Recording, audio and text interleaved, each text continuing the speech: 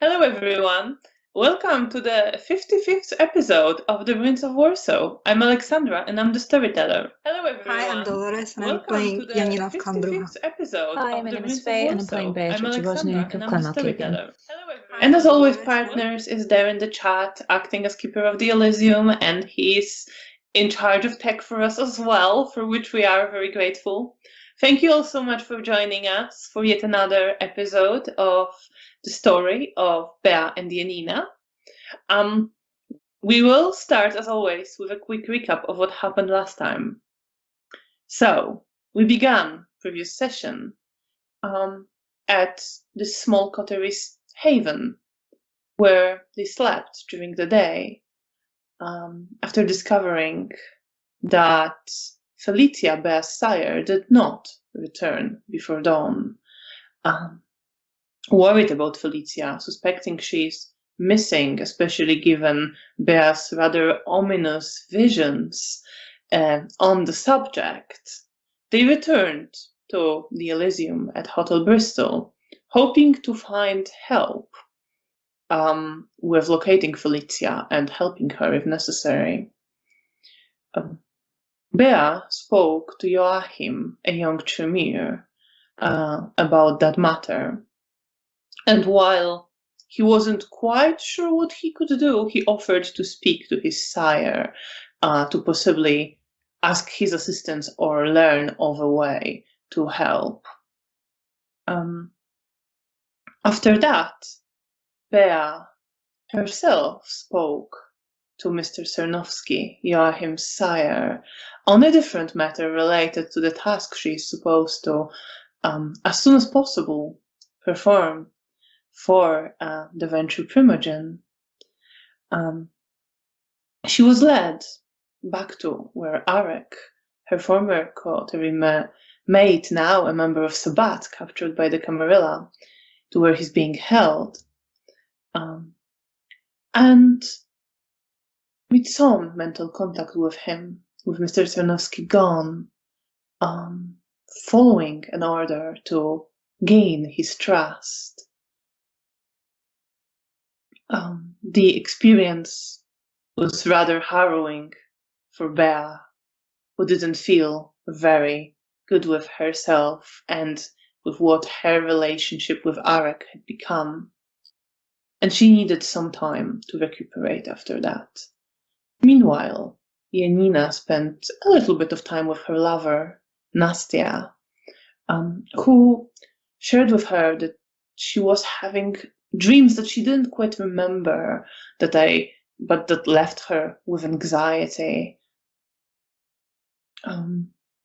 Janina told Nastia about Felicia being missing and about Bea seeking help from the Tremere, to which Nastia responded by warning Janina that Zygmunt, the Brucha Primogen, did not like the Tremere and spoke of them without many positive feelings, to put it mildly. After spending some time together, they both returned to the Elysium, where Janina witnessed a short scene where the sheriff was intercepted by a toreador, Stefania, who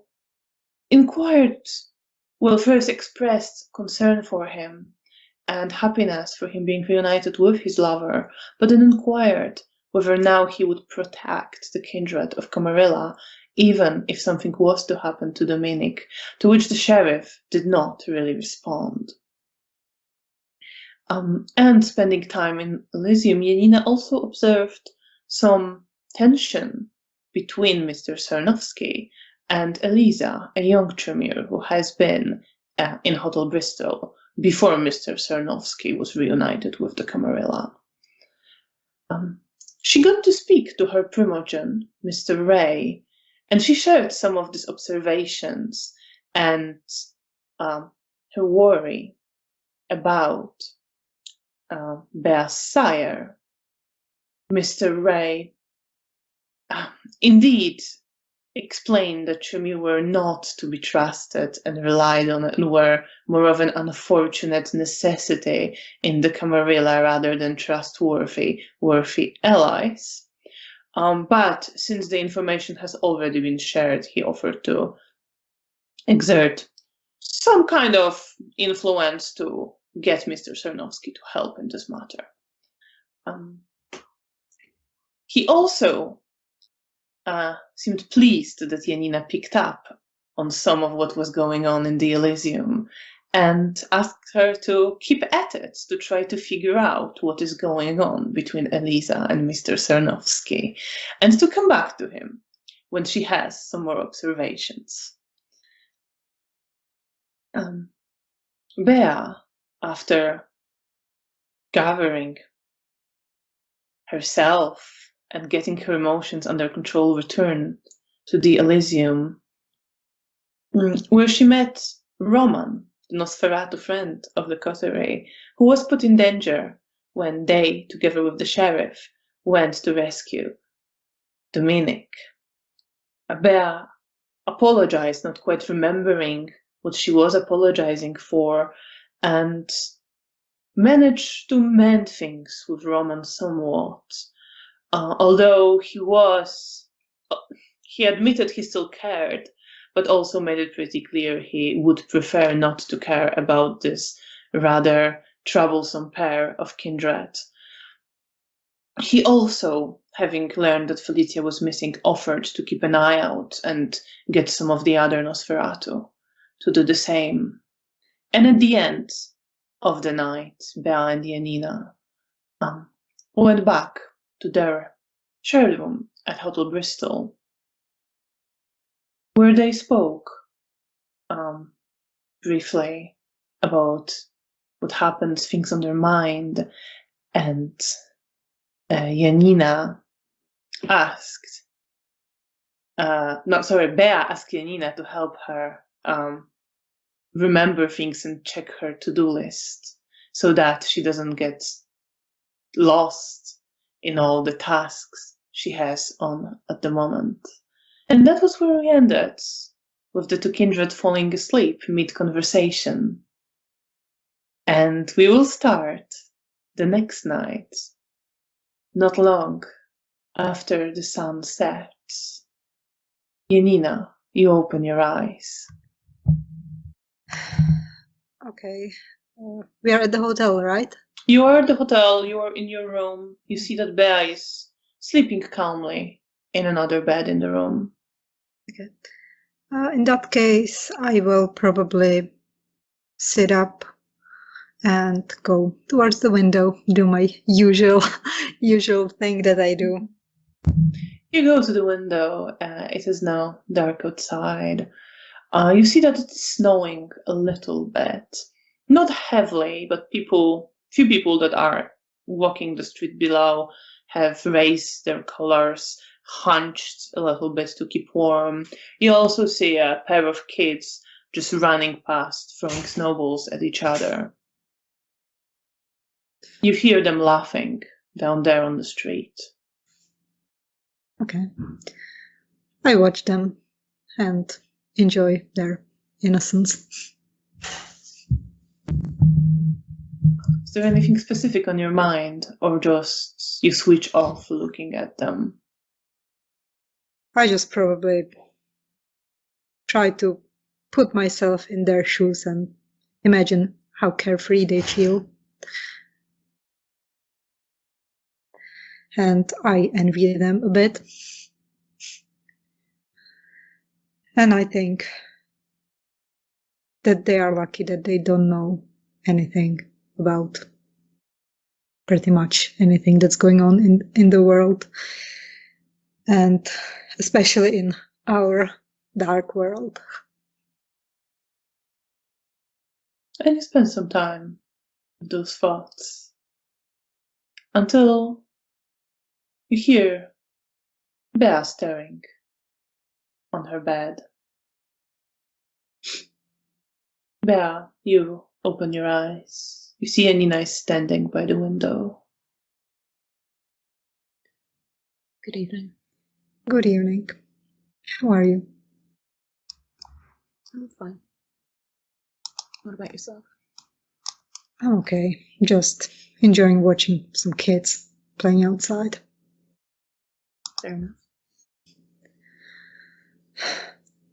Before I forget, I remember that I had to remind you that you should check your to-do list. Thank you. Grab my journal. You're checking your to-do list, and what do you see there? The headlines are Find Mother, Husband Situation, Task with exclamation marks, which doesn't have it written in full, and write some letters. I think I know which one is my priority right this second as I start going through my journal, refreshing sort of memories, and sort of I've got some of the details noted down under the to-do list, but just going back and refreshing what's related to each other. I'm very concerned about Mother, but by the looks of it, we've got people looking out for her. And then there's these other tasks, which I realize are for the Primogen. So those seem more urgent. Janina, you see Bea reading, flicking through her journal. So, do you know which task are we going to start with? Well, there's many to choose from. It'll take me a little bit of time to sort through them. Okay. Do you have anything else on your plate at the moment? Well, I have some. I should go back to the hospital and talk with Mr. Potocki about our research and some arrangements that he could help me with. And then I don't know, I guess I haven't talked to you about this yet, but my ghoul, Hannah, she's at the hospital right now. Okay. And I promise her that I will give her a home.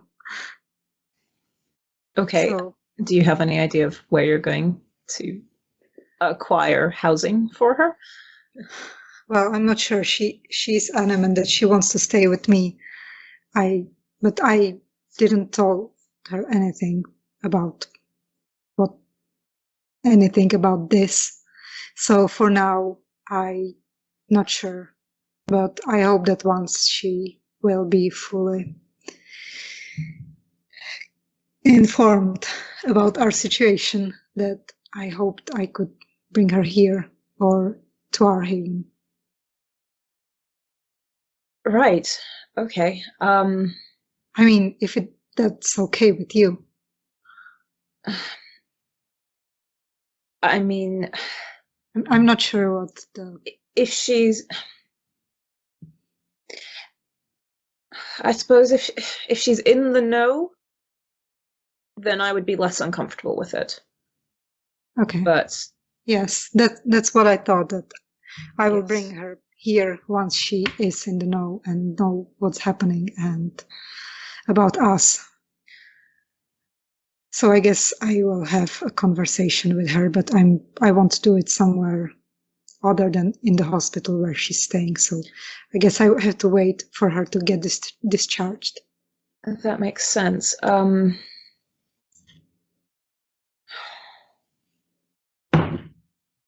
I suppose our haven would make the most sense to relocate her to in the short term. Yes, I will explain everything to her there, and then we could proceed. Well, she's your responsibility, so... I know. Yeah, I know. I just... but thank you for checking with me. You may have to remind me of this agreement, but... I will. Thank you. So I guess this is my to-do list.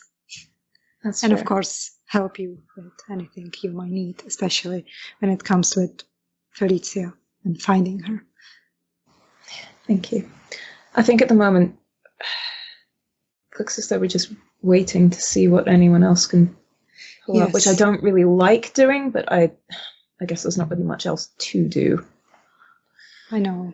There isn't. There really isn't.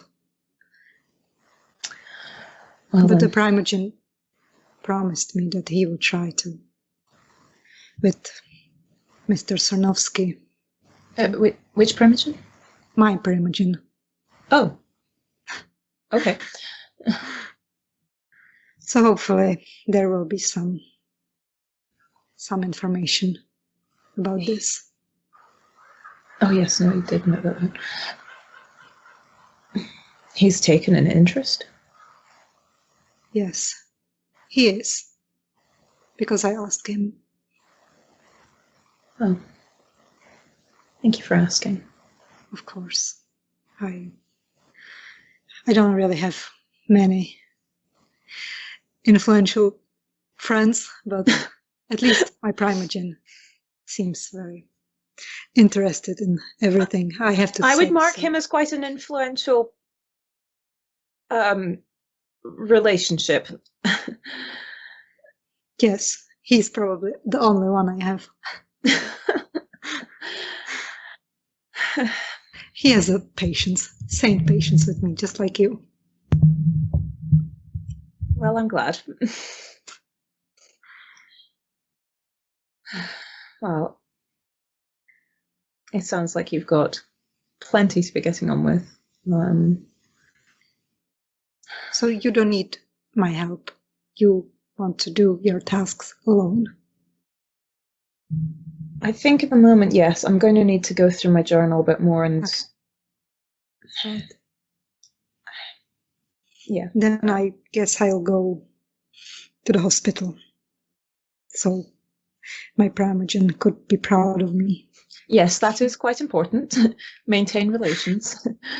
And also your work is important. Yes, I know. I'm going to, for once, I'm going to do it first thing in the evening. And then... You don't have to sound quite so thrilled. I know. But I mean, I enjoy the work. It's just... Oh, good. I don't like the pressure, but yes, the pressure and responsibility, but the work itself, I enjoy it. Well then, I hope that you get to enjoy your work without too much pressure. All right. I guess then we will see each other here later. I guess so. Well, then I let you get ready. Because you know me, I'm ready. I'm born ready, so... Are you waiting for Bea? Or are No. you setting out already? Okay, so you just set out and go. Yeah. All right. And you leave Hotel Bristol to head towards the hospital where Mr. Potocki is. Right, yes. Okay. Bea, what are you up to? Once Janina is gone, I open my journal a bit more fully. And I think briefly I realized that like having to flick back through the journal and finding the pages each time is a bit of a pain. So what I end up doing is pulling out some of the thread that I have in my bag. I've probably got a couple different colors. And I take a sewing needle and poke a hole through the to-do list page that I have and tie a piece of thread to it and then drape the thread that corresponds to the task it's next to into the pages that it's most relevant to so that I can flick back to it quickly. All right. It's going to be a bit tangly, but if it helps me find things more quickly. Organizing skills. She's trying. So you spent a little bit of time. I would say it doesn't take you very long to get the threads through and get easier to reference notes. And then do my usual getting ready routine. And try and decide what it is I'm doing out of my to-do list, because I'm not entirely sure how best to tackle any of the tasks that I have an interest in. I'm not I mean, I can easily enough check on Arik, but getting close to a Sabbat member feels a little daunting. And then there's also the husband situation with Ermina, which I also have no idea how to handle, so I think I'm spending the time getting ready, just mulling this over, and probably getting more and more uncertain the closer I'm getting ready to leave. There's knocking on the door. Okay. I go and answer it.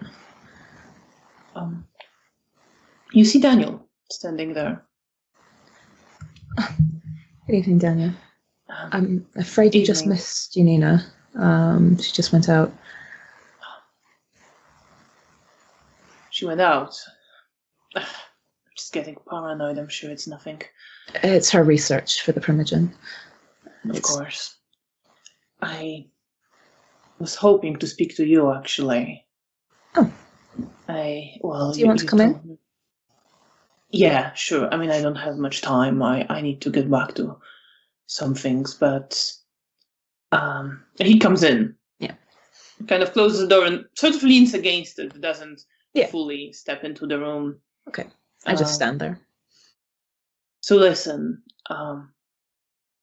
you told me you might not remember, so we made an agreement to tell each other what's going on, what we can discern from what's happening in the Camarilla. And, well, I guess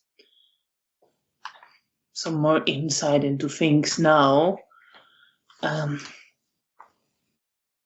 The Primogen are spending a lot of time together discussing things over the last few nights.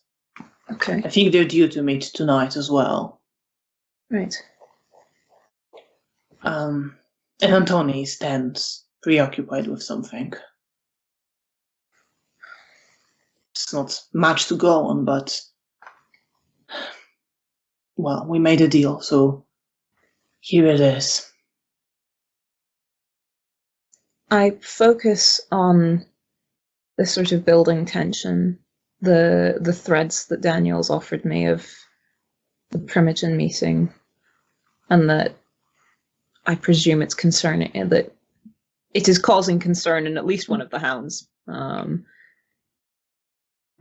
And I'd like to activate Eyes of Chaos and see if it can provide any insights into what that might entail. Roll your perception in occult with difficulty 8. Okay.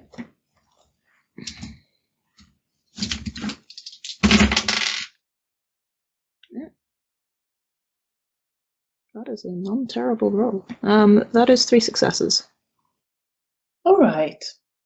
So you focus on this information that you're getting from Daniel, on what he's describing, the emotions, the meetings. And your vision blurs slightly. And you see these patterns, and you know that they represent people. They're not specific shape.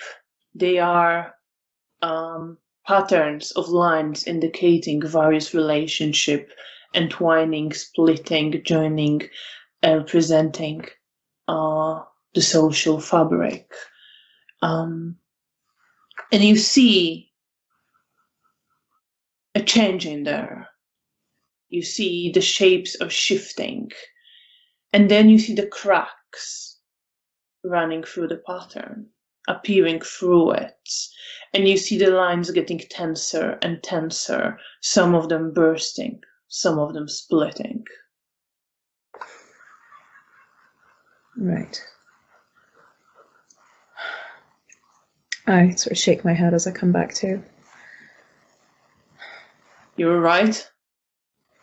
Yes, I wanted to know if I could get any more insights, but the social structure is changing, cracking.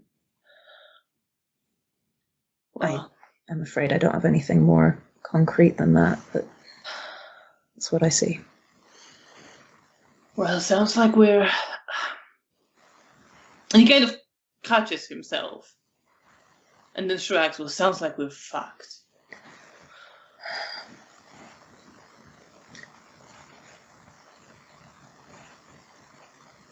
Well, might not necessarily be quite so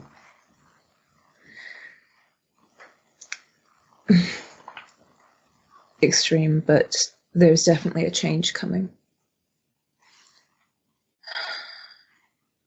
This isn't the best time for it. We're already having difficulties as is, but the best we can try and do is be prepared, as far as I can tell.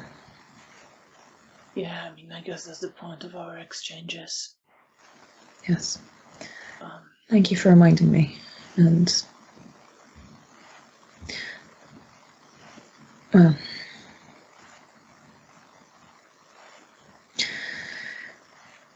if I hear anything else, I'll try and note it down and let you know. I'll do the same. And well, I know you do anyway, but keep an eye on Janina in all this. Because if things are changing, the worst thing would be for her to jump into some association that will prove, well, dangerous in some way. She at least seems to be trying to stick with her primogen and follow some of his guidance. That's good. It just feels more stable than some of her previous decisions. Yeah, it should be. Kind of shakes his head. He looks down a lot in that conversation. He's looking pretty grim and tired in general. Could I roll self-control so that I can touch him? Of course, difficulty 7.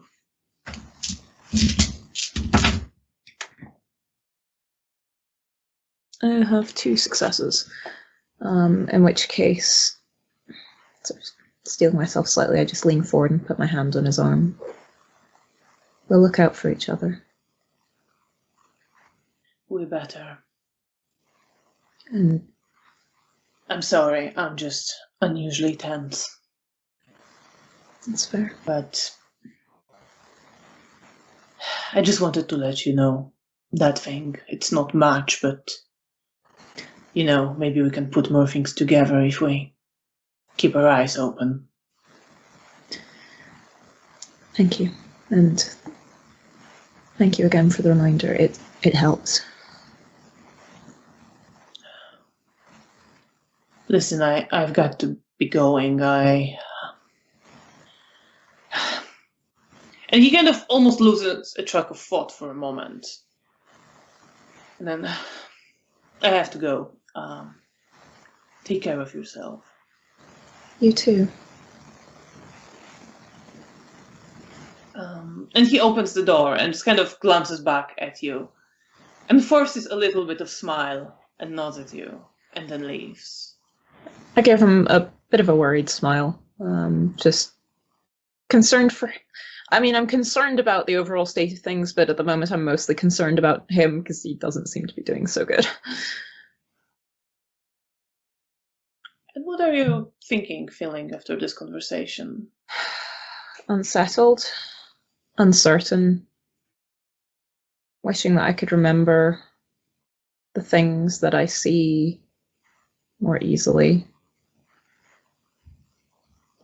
It's easier to stay ahead of danger if you actually know what it is you're looking for.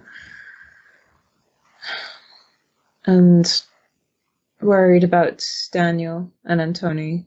And thinking about Antoni brings this feeling of guilt and uncertainty that I don't know where that's come from or what that's about. So I guess I'm just feeling emotionally overwhelmed. Do you stay longer in your room or do you set out? I think I head to Elysium first just to see if there's anyone trying to catch my attention or anything, and I'll maybe sit there for a little while to make my final decision as to what I'm going to do next. But I leave the room. All right, and you head towards the Elysium. Meanwhile, Janina, you left the hotel, going past quite lively at this time of the night cafe with lots of people having dinner, music playing, people dancing, people laughing, drinking. And you step out into the falling snow and start walking towards the university hospital. Okay, I will probably try to feed on my way there if I get a chance. Of course. Roll your wits and alertness, difficulty 7.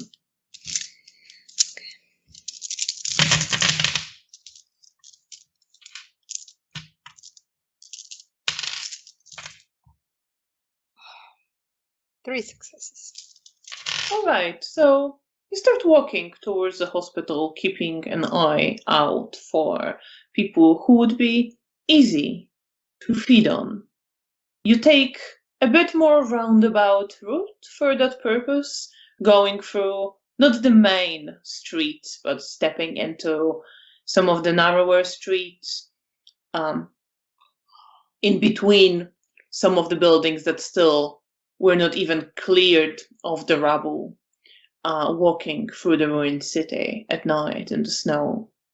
And eventually, you do see a man who is stepping out of what looks like a makeshift small, kind of not quite a restaurant, but a bistro maybe, where you can quickly get some food.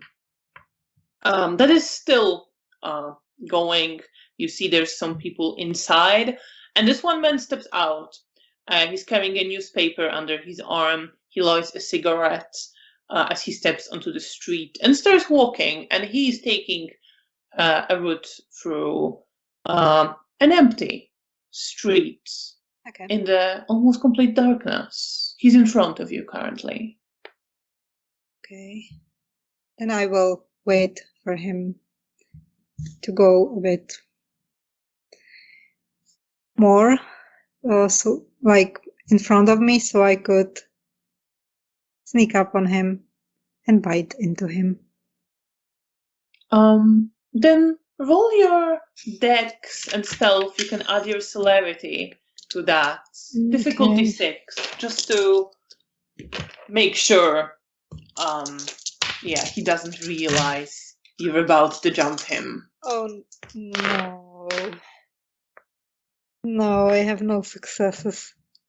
So you start coming up faster behind him, and when you're not right on him, but short distance, he clearly hears you and turns to have a look. And I run past him. You run past him. Yeah. He kind of looks a bit startled and puzzled seeing you running past him. Do you just want to disappear? I will try to run somewhere, if there's a crossing where I could hide, right. And then I will try to jump on him. Then roll your wits and stealth, actually. Okay. Difficulty 7, because Yeah, 2 successes, so I'm good. 2 successes. At least better than before. So you are getting ready to jump on him. Do you just want to go for it? Yeah. Then roll your strength, brawl, potence. That's the one. Okay. Difficulty 6. Okay. 4 successes. 4 successes. So he does actually, as you're jumping out, Maybe he's on the lookout. Maybe he's just confused about where you went and what was going on. So he does actually look straight at you as you jump him. But I'm assuming you're going for it. Yeah, I will. Yeah. And he instinctively extends his arms to kind of catch you and push you away. But he stands no chance when faced with your supernatural strength. And you easily push his arms to the side, grab him, and bite into his neck. And he goes limp as you start drinking. Yum yum. How much do you take? 2. 2. All right, you are not hungry, so you control yourself without an issue. I just have to write it in a better.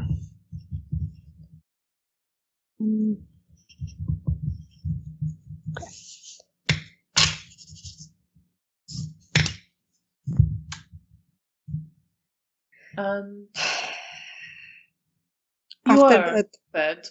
Yeah, sorry. Yeah, that's all. You're done. The man is kind of still dazed, not I will fully put him conscious. against a wall and just go away. Yeah, I don't even like check on him. He's fine. You're pretty sure he will be fine, and behind, like, you would hear him kind of start moving as you're just disappearing from them. And you continue towards the hospital. All right. Meanwhile, Bea, you get to the Elysium. There are some people here. It's not massively crowded at the moment. You see that Stefania is there, although Mihail isn't. And she's talking to Toreador Conrad, whom Belle possibly not quite recognize, but I'm just going to describe who's there for the players. You see that Rahela is sitting with Eliza. You see Nastia sitting in a corner of the room. You do see a couple of people you do not quite recognize. Okay. I'll definitely wave to Rahela and Elisa if they look up, and also Nastia. Unless she's firmly entrenched in a book. And Nastia notices you. She is reading a book, but she's glancing around a lot. Okay. And she gives you a faint smile. I smile back at her. I'll take a seat somewhere relatively central, just pull out my journal and just start working through it, but just be available. And what's running through your head as you're sitting there? Where are your thoughts headed? Stressed. Currently, the only idea that I have involves speaking to Ermina, which I don't massively want to do, but it's part of my task, so I need to just get on with it. I just don't entirely know how to, or how to go about this. I think No, I don't know where that train of thought was going, so we're just going to cut that. I suppose, as a storyteller, although that might not be a better idea, I need to remind you that you also know where the supposed Sabbat haven is. Yeah, I could just walk straight up to the Sabbat haven. That seems dumb. I'm not saying it's a good idea. I'm just saying in case... Is any of this a good idea? That's not up to me to decide. That's fair. But yeah, I think the solution that looks most obvious to Bea is approaching Ermina. If she's in that area, which I have to assume that she is.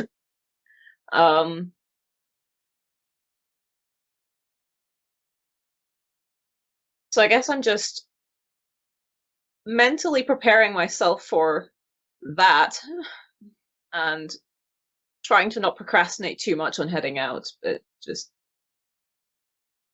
I think I give myself like 20 minutes to sort of sit there and look around the room and see who comes and goes and whether anyone approaches. And I'm definitely not putting off people approaching me. Sorry, I'm definitely not putting off going and doing the thing. This is purely in case someone wants to talk to me. So, as you're definitely not procrastinating, you see Diana, person you looks vaguely familiar, I suppose. Yep. Walks in, wearing very elegant navy blue dress and a string of pearls around her neck, glances towards where the other two together are sitting, nodding her head, and then walking up, actually towards Eliza and Rahela, and greeting them. Okay. Rahela smiling at her, Eliza looking a little bit confused, but also nodding her head. Okay. And they engage in a polite conversation that doesn't seem to be about anything particularly important. Okay.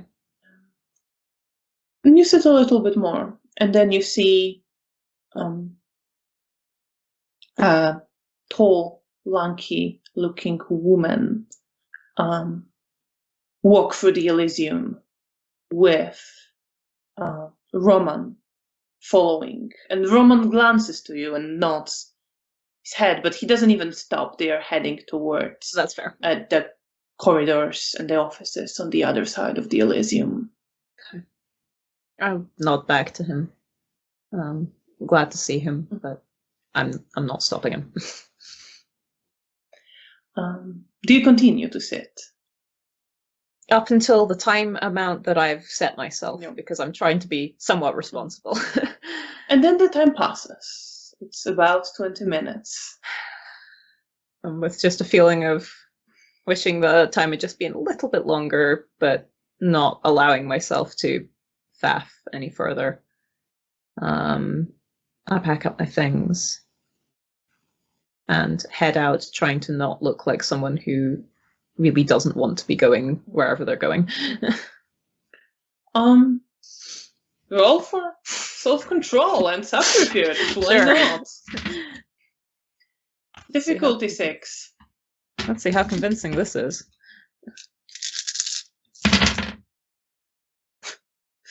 Well, that is not convincing remotely. I have so many dice and I rolled a single success and a 1, so no successes. I clearly don't want to be doing whatever I'm doing. Yeah, so trying to keep a facade, but looking rather unhappy about where you're heading, you step out of the Elysium. And do you start heading towards the exit from the hotel? Yeah. I think during the 20 minutes I was looking through my map, finding the location that I was heading to. So yeah, I'm going to leave the hotel.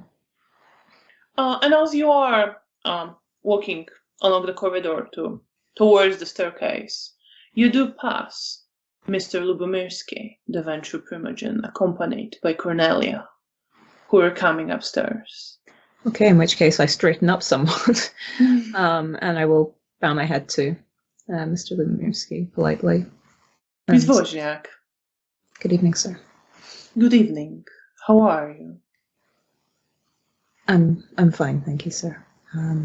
Just getting on with tasks. I'm glad to hear that. Time is of the essence in the matters we discussed. Understood, sir. And I do feel my sort of resolve slightly bolstered by being with the reminder. And he wishes you good evening. And continues, and Cornelia nods to you, but doesn't quite speak up. That's fair. I think I offer her a sort of polite smile at the end, but She smiles back at you. Otherwise, I continue sort of looking a bit less like I'm going to be executed. And they pass you and walk towards Elysium and step in. Just aware of the primogen just accumulating. Yes. And you head out of the hotel. Yeah. And where are you headed? Towards the neighborhood where Ermina has been connecting with my husband. All right, then. Then you start heading towards Nevotovich Square. Meanwhile, Janina, you get to the hospital. And where are you headed? You have your lab? You can attempt to speak to Mr. Potocki. Yes, I will probably first go speak to Mr. Potocki, if he's in there. So you come to his office, and you see that the light is on. You see a bit of light just sipping through the crack in the door and under the door. I will knock. Who is that? It's Janina. Oh, Janina, come on in. I will slowly come inside and nod at him. Good evening, sir. And you see him, he's sitting by his desk. He has a light on and also another lamp on his desk. He's wearing his glasses. His blazer is now off, just on the back of his chair, and he's been sitting over lots of notes and books. But as you come in, he straightens up in his chair and looks at you, moves a little bit, twisting his chair towards you, gestures towards the other chair where you can sit. Oh, thank you. And I will sit. Pleasure to see you as always. I'm always busy, but I always will find time for you, Janina. Thank you. I appreciate that, sir. I came to ask you if there is any way we could get some new dead bodies for my research. Well, unfortunately, but fortunately for your research, people are dying in the hospital. Yeah. I can start the process of procuring some blood. That would be a very good idea. How is your research progressing? I think quite well. I made some progress on the solution to improve it. But I need to test some new samples. But so far, out of character, how long did I manage to about a week? Okay, so then that's what I tell him. And then you think you found a way to improve it. Okay. And he's listening and he's smiling. He's smiling. That sounds very promising indeed. Listen, I don't have a body that would be available on hand, but if you were to show me your methods, I can, when there is an opportunity, extract some blood and try to preserve it. Of course, when you're available, I'll show you. Can show me right now. I probably need to straighten my legs and those old bones. All right then, let's go. I'll show you. And he smiles at you, and he has this appreciative, almost proud smile on his face as he looks up his office and follows you along the corridor. And on the way there, even he starts talking. I have been thinking about your research and, of course, its ultimate purpose, which is to set up a more regular operation. You said you can preserve the blood for a week. I believe that is already worth doing on a slightly larger scale, in case Mr. Ray has a need. Yes. That's definitely good. thinking. I know you can only be here for some time during the night, and I am available to help somewhat. But I'm not saying immediately, but eventually it could be good for you to get an assistant. Right. I think in her head, Janina thinks that maybe her ghoul could be used for this. You have to train her, but it's not, if you prepared the solutions, it wouldn't necessarily be as complex training if you just teach her the basic things to do rather than the whole chemical process behind it. Then I will say I might have someone close to me that could be of help. She will need training, but she could be here during the day. Excellent. And we are, after all, a training hospital. I'm sure I can get someone to assist in that. That would be good. To the extent that would, of course, not raise any suspicions. Of course. Thank you. You have so many wonderful ideas. I'm only doing a small part in the large scheme of things. No, I'm sure Mr. A knows that he can count on you. I like to think so. He always speaks highly of you. Perception and empathy.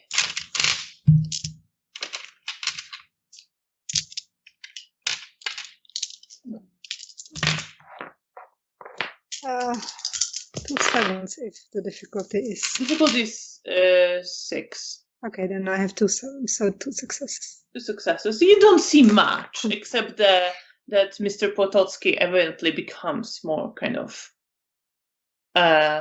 awake, as you mentioned, Zygmunt. Very attentively listening to all that you're saying, almost not realizing that he's doing that. And you get to the lab. Okay, then I will clean the table and I put the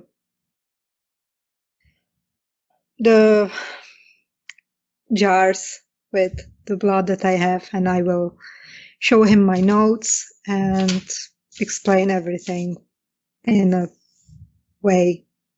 Well, I guess he will understand everything, so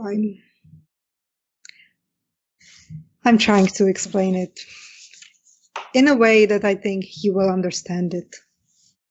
He looks at your note. He actually asks quite, you see that when he looks at your note, he understands the gist of it. He asks you very pointed questions about very specific parts of the process. The equipment you use, how exactly do you proceed with certain very specific steps. He definitely understands it. And there is this genuine interest as he is doing it. And he looks to you with this proud smile again. Janina, this is very impressive. You're doing some very cutting-edge work right here. I remember you were so worried. You really should not be worried about your abilities. Thank you. You're very kind, sir. I must admit that I really enjoy this work. Well, compared to other things that I do, this is definitely most relaxing. I'm glad to hear you enjoying it, and I hope the overall purpose of it also helps you. Yes. Mr. Ray said you're very enthusiastic about his cause. Yes, he has a way of making people, I don't know how to say it, but I do support his cause. Everything he says, it makes perfect sense to me, so I have no problem with helping him. I know exactly what you mean.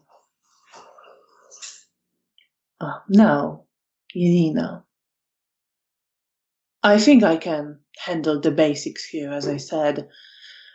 There are limits to what I can do just on my own. But I will start getting some blood for you and Mr. Ray. Part for experimentation, of course, part for use. For, well, you or whoever else would need it. I'll leave it up to Mr. Ray to decide, and you, of course. Thank you. Thank you for your help. But ultimately, we will need extra hands just to make sure we can maximize what we can accomplish here in this hospital. Of course, that makes sense. I'm sure I will have an assistant, and I will see if there will be someone else. So we had even more people. If I can think of someone, I will definitely let you know. Small steps. One assistant will be quite sufficient for a start. Okay, I will work on that. Kind of hesitates for a moment. Listen, Janina, you mentioned some time ago that you were interested in volunteering at the hospital. Yes, of course. I'm afraid I was quite unreceptive at the time, but I had no way of knowing you didn't quite need that much time for your work here. It's all right. Are you still interested? Of course, I am. If I can manage some spare time, like right now, I definitely could help. I'm glad to hear that. We are a little bit short-handed.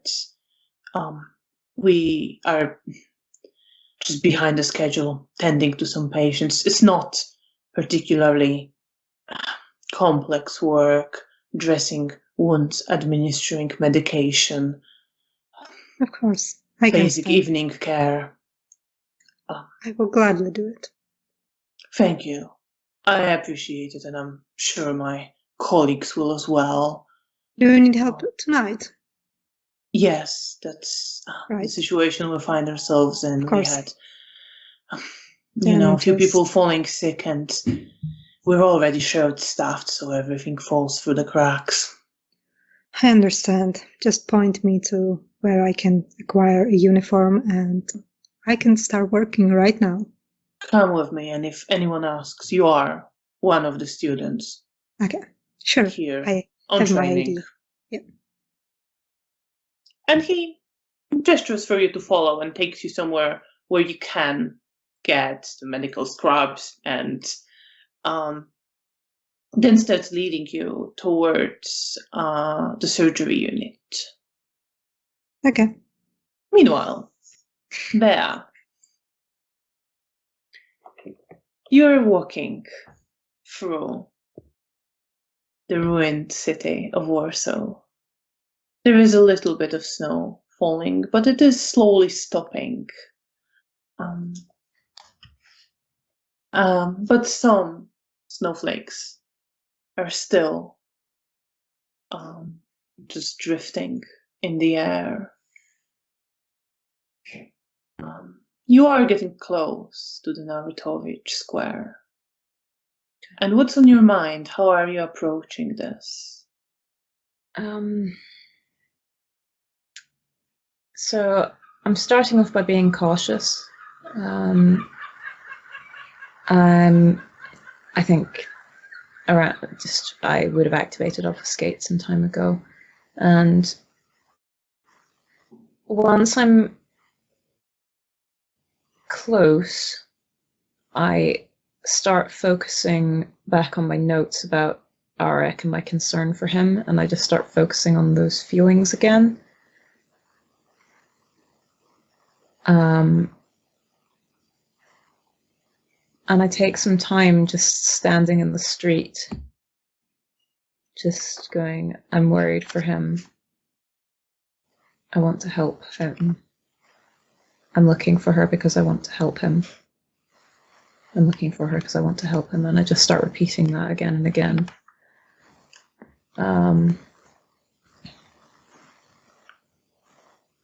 And let my thoughts, I just release them almost, and everything else starts feeling hazy and drifting. And I just focus on my purpose here. And then I approach the square. I stay obfuscated. I can't quite remember why, but feels like there's a reason why I need to be hidden. And you step onto the square. You see that on one side of the square, closest to where you are coming from, there is a bar. And there are some people there drinking, gathering inside mostly, some stepping outside for a bit of fresh air. You see that the Christmas tree has been put up in the middle of the square. You see towards your left, past the bar around the square, various residential buildings, some of them in ruin or partially in ruin, some standing mostly. You see bullet holes in the walls. And on your right, on the other side of the square, from you, you see a tall building of a church with a rectangular red brick tower, and another round tower over the entrance. You see that the roof is mostly gone. The towers are partially damaged. Okay. I think at first I sort of paused looking at the Christmas tree for a while. It kind of takes me a little by surprise. I'd forgotten about holidays, I suppose.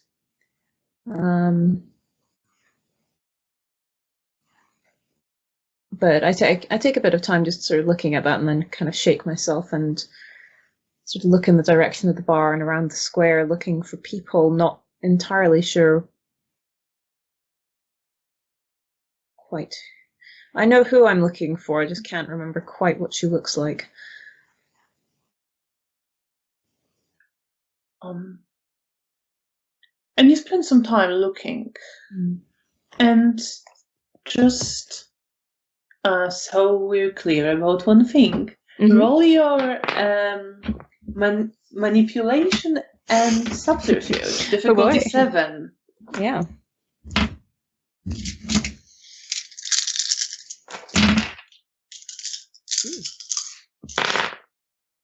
That is a not terrible roll.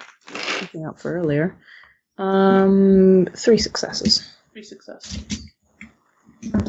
You spend some time wandering around the square, looking around. There's various people who just pass through. Some step into the bar, some step into some of the buildings along the square, some just like stop by the Christmas tree, look at it. You spend quite a bit of time there and you don't seem to notice anyone. Okay.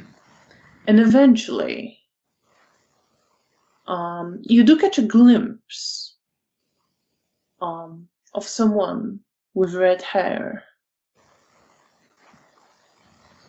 Okay. On the other side of the Christmas tree, just walking past. And roll your perception and awareness.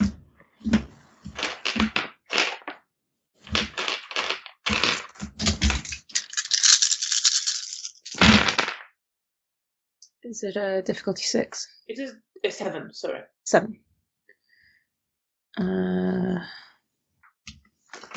That's 4. Okay. 3 successes. So at first, you see yourself, but then the image blurs out slightly, and you see another face underneath it of a younger-looking blonde woman. At first, she appears to be wearing her warm coat and a hat on her head, but as you look deeper, you see that she's only in a summer dress, walking through the snow. Okay.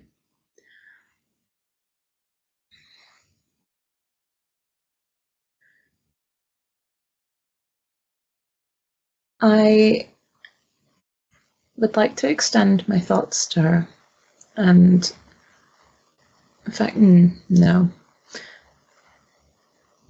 I'll approach her and sort of stand in her line of vision, even though she might not be able to see me, but she might.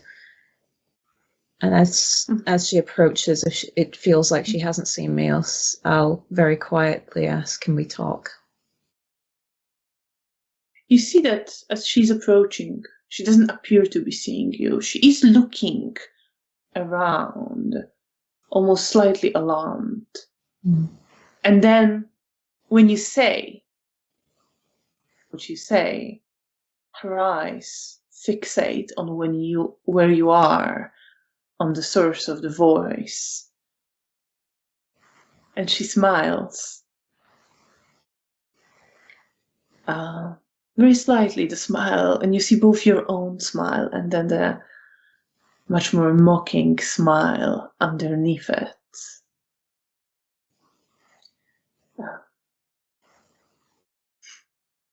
So you are crawling back after running away. I suppose so. I say, not remembering it. Of course, sister, we can talk. Follow me. And I will cautiously follow her. And you see that she starts heading towards the church, to the right of the square. Okay. Sorry, my brain just went, can I vibe check the church? Which is not quite the way I wanted to phrase it, but do I get the feeling that this is going to be a trap? I mean, it's not like a planned trap, obviously. You can roll, if you want, you can roll like perception and empathy on her. Yeah, that'd be great. Yeah. Sorry, my brain is a little slow tonight. Yeah, you don't get anything specific from the church. That's fine. The church has no plans to murder me. That's nice. Perception, empathy. Difficulty 6. Does insightful apply? Yeah, it could. In which case that is 5 successes. Then that's a roll-off. Oh! Oh boy.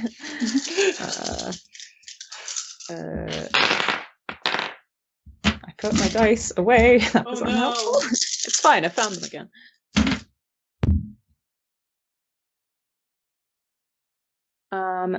If insightful still applies, then 3 successes. 3 successes. All right then. Well, you don't get much. That's fair.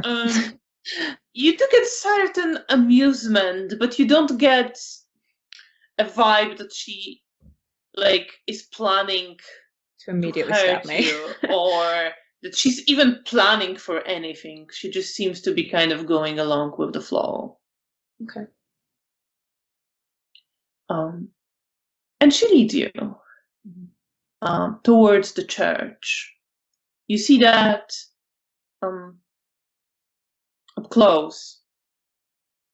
You can see that the walls are blackened, clearly from a fire that destroyed the building or parts of it at some point. and she steps over some of the rubble that is still lying near the church, and goes towards the door that is open. And you see inside, the roof has collapsed and has not been replaced yet.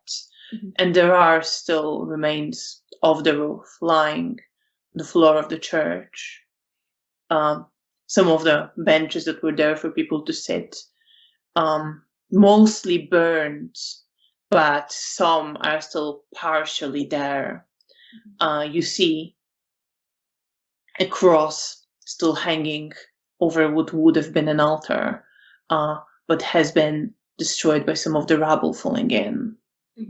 And she steps over the ashes, the half-burned wood, the rubble, the parts of roof, and is heading towards the middle of the church, just looking around very casually.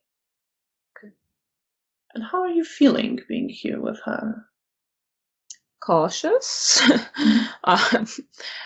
kind of on edge, but this is important. This feels strongly important, so I push it aside because I'm more concerned for Arik. I don't remember what it is I'm apparently crawling back to her over, but that doesn't matter right now. What matters is Arik. So, cautious but determined. And you focus on Arik and on your determination. Meanwhile, Janina.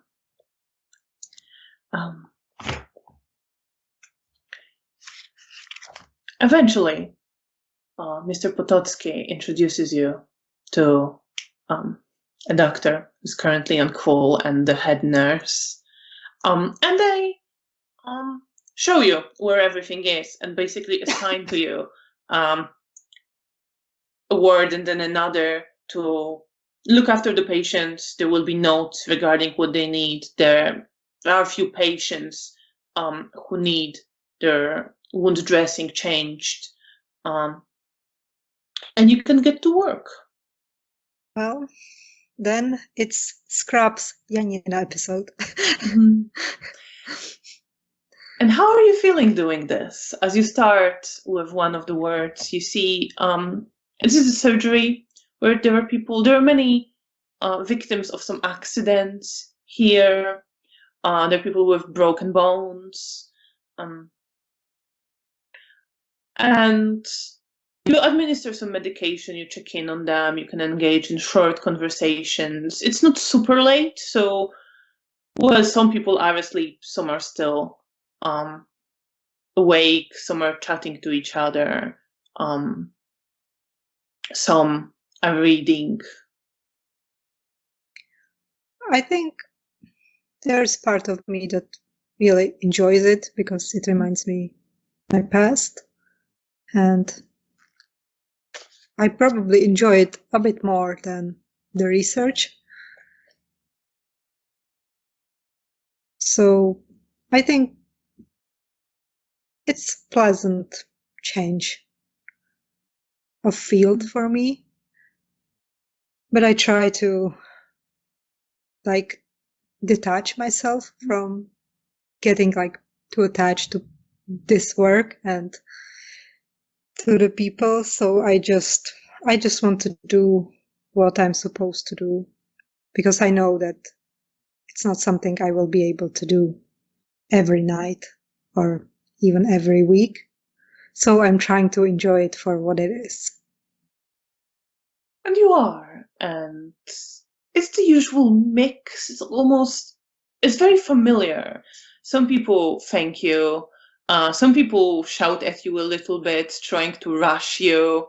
Some are not very cooperative, telling you they don't need something.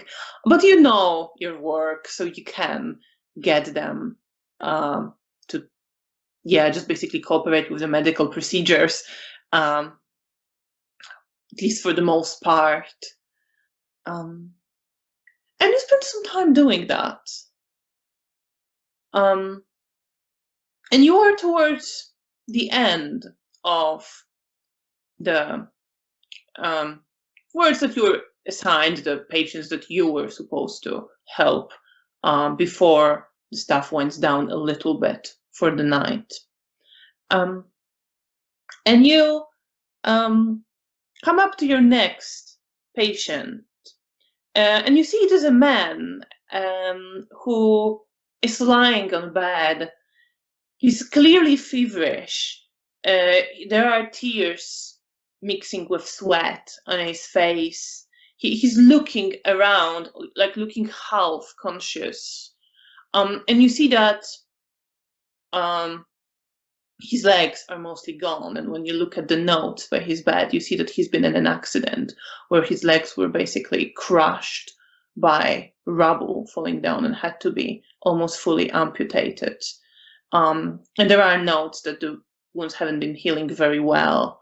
He needs a lot of attention. Prognosis is cautious for him. Okay. I think I feel sorry for him.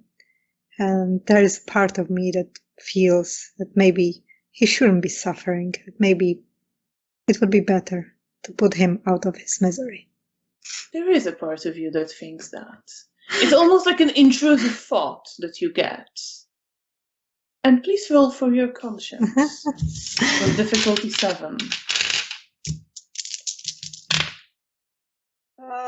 One success. So you get this thought, and you can do with this whatever you want. But at some point, you do realize that you're making quite an extreme judgment here. That these thoughts are less than just wandering. It's almost like for a moment you feel like that should be the way to help him, to just put him out of his misery. I think I just shake my head and just put the thought away, because I'm not a doctor. I shouldn't be making such a decision. And I just think that I just go away from this patient.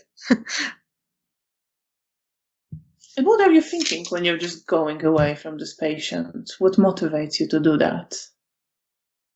I just don't trust myself around him, because there is still this thought that he should be better off, that I could help him. And it doesn't feel right, so I want to put some distance between us, hoping that it will help me calm down and stop thinking about this, because I'm not a doctor and this is not my responsibility to make such a decision. Do you go to tend to your other remaining patients? Yes. And you do that, and they are in less severe state. There is a woman there with a broken arm. There is someone with a broken leg, a young man. And you finish with them. You check on them, administer necessary medication, make sure everything is all right, and you're done, except for this one man. Okay, what is that I'm supposed to do to this poor man? Change his wound dressings. Okay, well, in that case, give him some painkillers. I will do that. I think tending to the other patients, like, put myself a bit at ease, and I'm trying to tend to his wounds, but I'm doing it more like mechanically, that I don't try not to put feelings into what I'm doing. I just, because I know that if I start feel sorry for him, then I will want to put him out of his misery. So I'm just trying to do my job without thinking about him. And you succeeded on your role. So you are able to do that. Yay! You control your thoughts. You recognize the intrusive thoughts for what they are. And you tend to him, and you see that he is visibly in pain. He doesn't always want to take any painkillers. He's feverish. He doesn't quite realize. You think what's happening. He's not quite violent, but he seems to be a bit pushing you away, protesting in general at nothing specific. But you know how to tend to people in this state. And you do what you need to do, and you change the wound dressings. You give him the painkillers. Yes. And then I will remember his name, and I will ask the doctor about like specifics and about his chances for, having semi-normal life, I guess. So you come up to the doctor. You see, it's fairly young doctor, looking to be in his late 20s. He looks to you. That man, well, he obviously won't walk again, and there's nothing we could have done. There was no way to save his legs, but, well, the people at the construction site took a while before they managed to get him here. Transport around the city is not exactly the easiest, but I'm cautiously optimistic. Okay, that's good. Does he have a family? I'm honestly not sure. Okay. Right.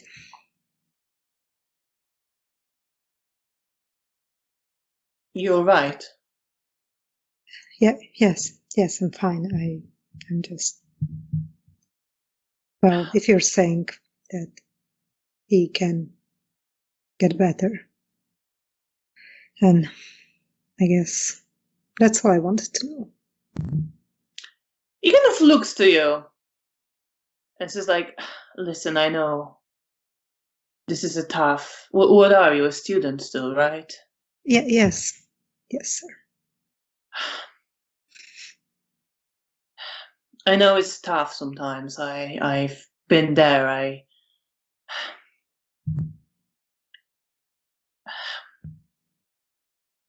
Sometimes we deal with the really bad cases, and I'm afraid it doesn't really get easier, except you get more numb on the inside. But we are doing the best we can, and I try to remember that. And I try not to give up on people as a rule. That's admirable. Don't know how long it will last. Some of these older doctors seem to imply you get number as time goes on. But I think I can't really imagine that. I think they just say that. I think it will always hurt. Do you think sometimes it's better to let them die? No, of course not. He looks like appalled for a moment. I'm sorry, I'm just trying to. Roll your charisma and persuasion on a sort of general impression you're making on this man. Okay. Difficulty is 6. He kind of relates. Yeah, I have no successes. What? No successes. You have no successes. I had 1 and 1, so no success. All right. So he looks to you and just says, "No, of course not. We're meant to do no harm. Our job is to try to save people." Yeah, I know, but sometimes when people are in pain, Wait, have you done here? Yeah. I'm sorry. Listen, you go home, make yourself whatever you can, maybe get a few shots of something stronger. Okay. Revisit it when you feel better, okay? Yeah, all right. Sorry, I'm just upset. I know, just... And you see, like, that he's tired, and he almost... There was a little bit of compassion, but he's just too... He doesn't even hide anything. He's just too done and tired and focused to deal with whatever you're going through, and he just wants you to go so you're not, Yeah, like, causing trouble here. okay. I'm leaving. I'm going Leave. to, yeah, I will go change back into my usual clothes. And do you leave the hospital at this point? Yes, if Mr. Potocki doesn't expect me to like report back to him or anything, then I will No, go. he said that he will leave you to it and probably will be heading home soon. Okay. How much time there is until I will have to go somewhere safe? There's still a bit of time. Okay. It's still quite early-ish in the night. I mean, the first half of the night, at least. I think I will try to go to the other hospital to see Hannah and see if maybe she is ready to be discharged. All right, then you start heading towards the other hospital. And I think this is a good moment for a break. Thank you very much to everyone. We will be back in about 15 minutes, so please stay with us, and we will be back after the break.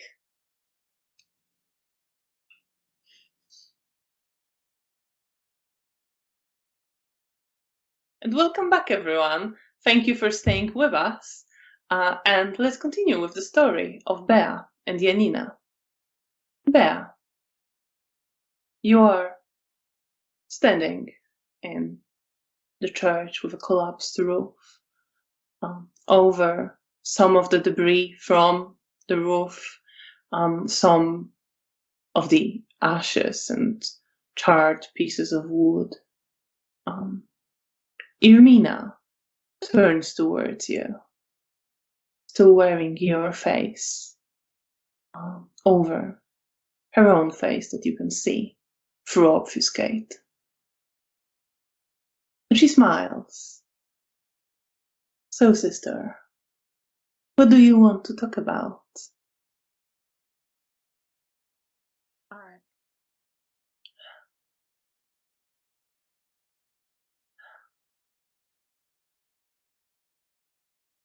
Quite a nerve you have, coming here to me to mention my lost brother.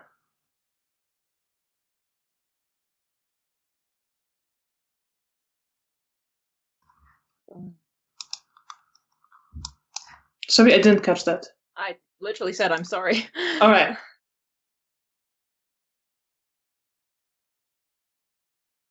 You are.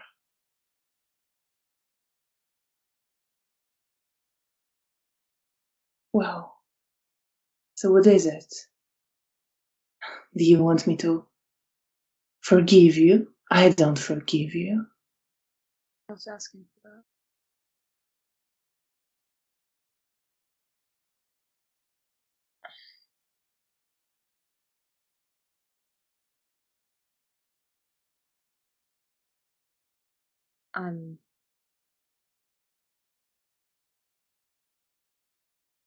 I don't like what's happening to him.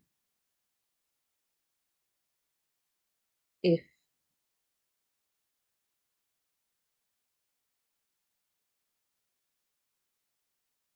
there was a way to get him out, I wanted to know if there was a place I could take him. What's in your head and in your emotions as you're saying this? I'm picturing the withered limbs and this feeling of fear and pity and shame. And I'm also I'm incredibly stressed, and I don't feel like I should be here, but this also feels like the place I need to be.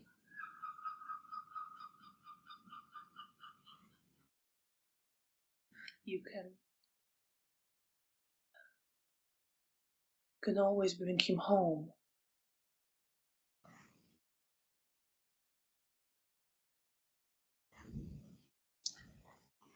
I'm afraid that's a little vague.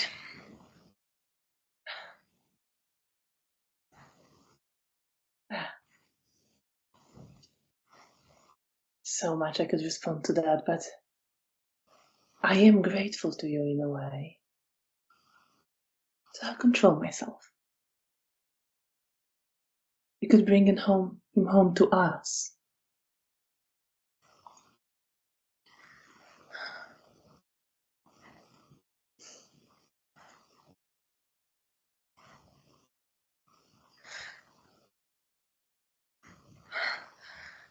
And there's this part of my mind that's sort of screaming at me that this isn't okay.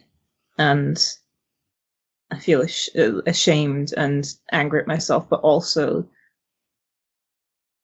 just seeing his face in my mind. It's hazy, but it's there. And this feeling that this isn't right, what's happening to him isn't right, and I'm scared for him. That's quite a sudden change of heart, sister.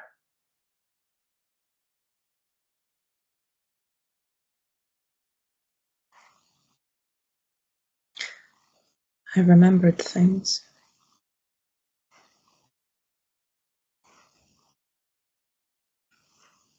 Things I thought were lost. Things I weren't even aware were lost. And I think a faint memory of his protectiveness is in my head as I think about him. His feelings of guilt and shame and the sort of anger at him, but also the feeling of protectiveness from me as well, mixed in with this pain.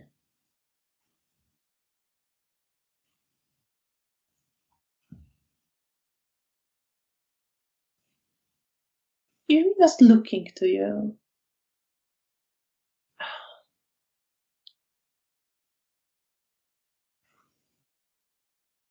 So, we'll always welcome him back if that's something you were worried about. We don't abandon our own.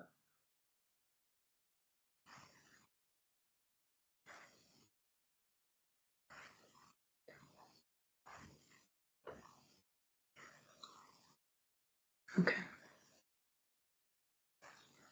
I need to think.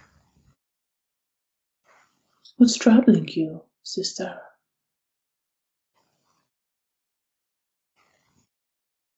And I think the word that flashes in my head is loyalty. And the word traitor.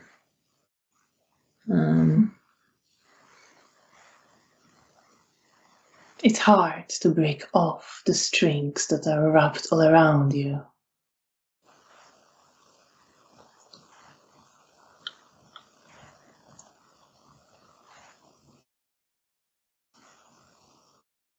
I'm surprised you are trying. You never struck me as a type. It's all very curious.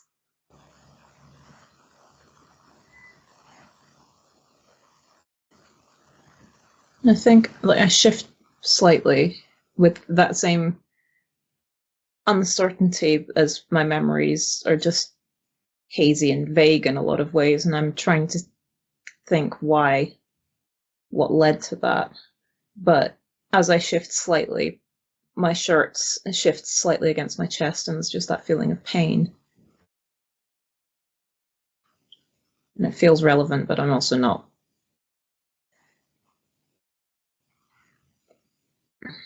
I think I become slightly more cautious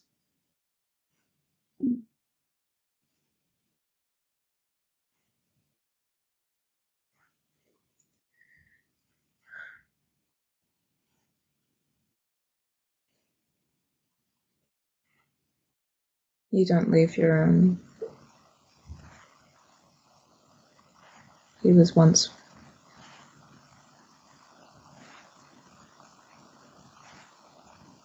He was once a part of mine.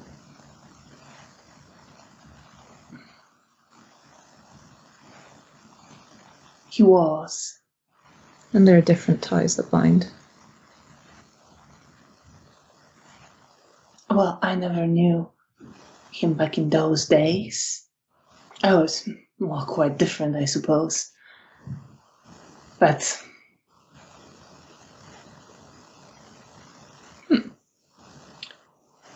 roll your charisma and persuasion.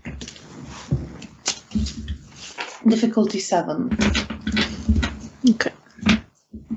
Just for the general impression. Yeah, that's fair. I think I am going to spend a point of willpower on that. Right. Because this feels important. I can't quite remember why, but it feels important.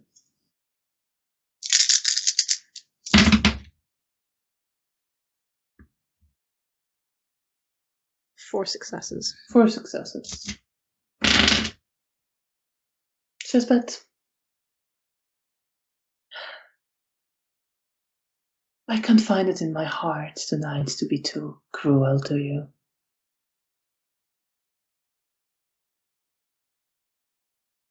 What do you want to do?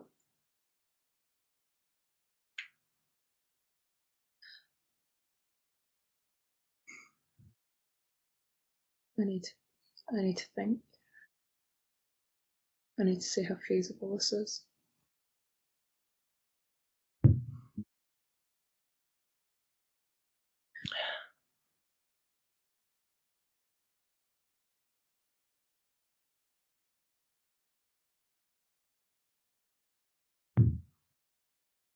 Well, If I can come back. tell you what, you do some thinking, and it just so happens that I am getting married in 2 nights. You should come. You should be a guest at my wedding. I will introduce you to everybody. You are, after all, a reason for my happiness.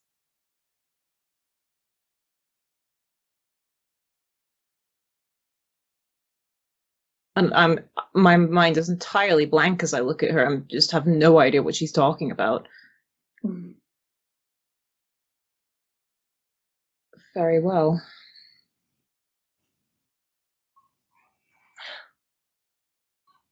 We will be in the ruins of the Szczęśliwice garrison. Get there. Just before midnight.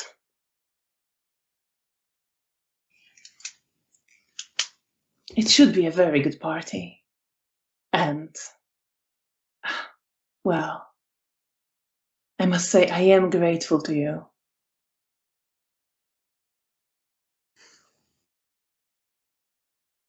It's only right I give something back. Will you be there?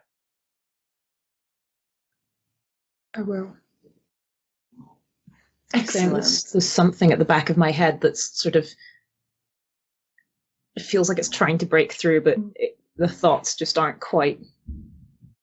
Well, excellent. You can bring a +1 if you'd like. It's customary. I promise they will be safe this one time. But you don't have to, if there isn't anyone you'd like to have by your side. That's a gracious offer. Thank you. I say, and I'm trying to get back into the polite, the persona almost, but I'm just feeling so muddled that I think it's a little clear that I'm not quite doing it with any usual grace.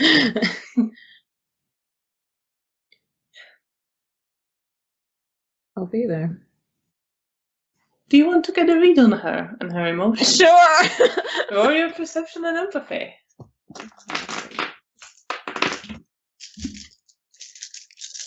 Difficulty 6. And insightful will count. Perfect. Oh boy. Is that good, oh boy, or bad, oh boy? 6 successes. That's a good, oh boy. That's a good oh boy.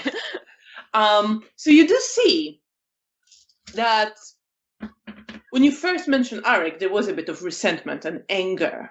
Yeah. But then she kind of was considering. And she seems quite easygoing, almost willing to go with it. Okay. And then when she starts talking about the wedding, you see she's genuinely relaxing and she's genuinely happy and genuinely looking forward to it. Okay. I don't know what to do with that, but I'm glad that she's not hostile to me. So there's a part of me that's very, very cautious about this because I'm talking to a Sabbat member, so there's this part of me that's like, I don't feel like this is necessarily going to be traditional wedding. This is probably going to be some form of fresh hell, but if this will help, then I guess. So I really don't know what to make of this.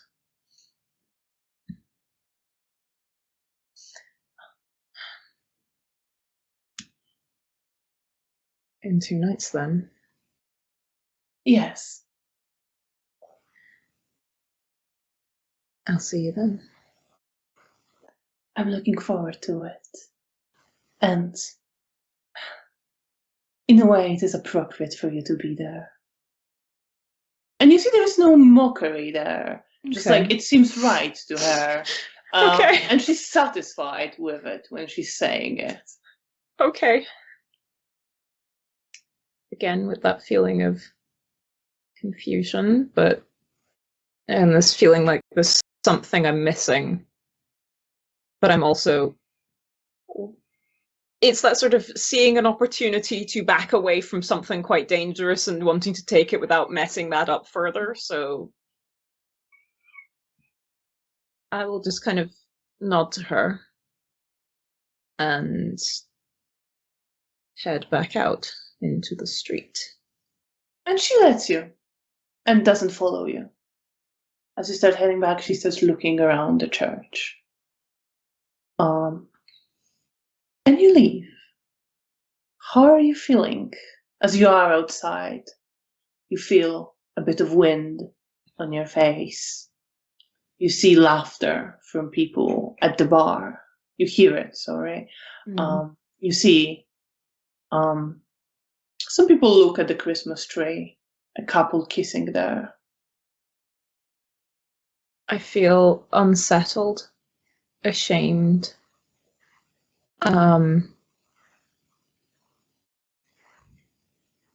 angry at myself, but also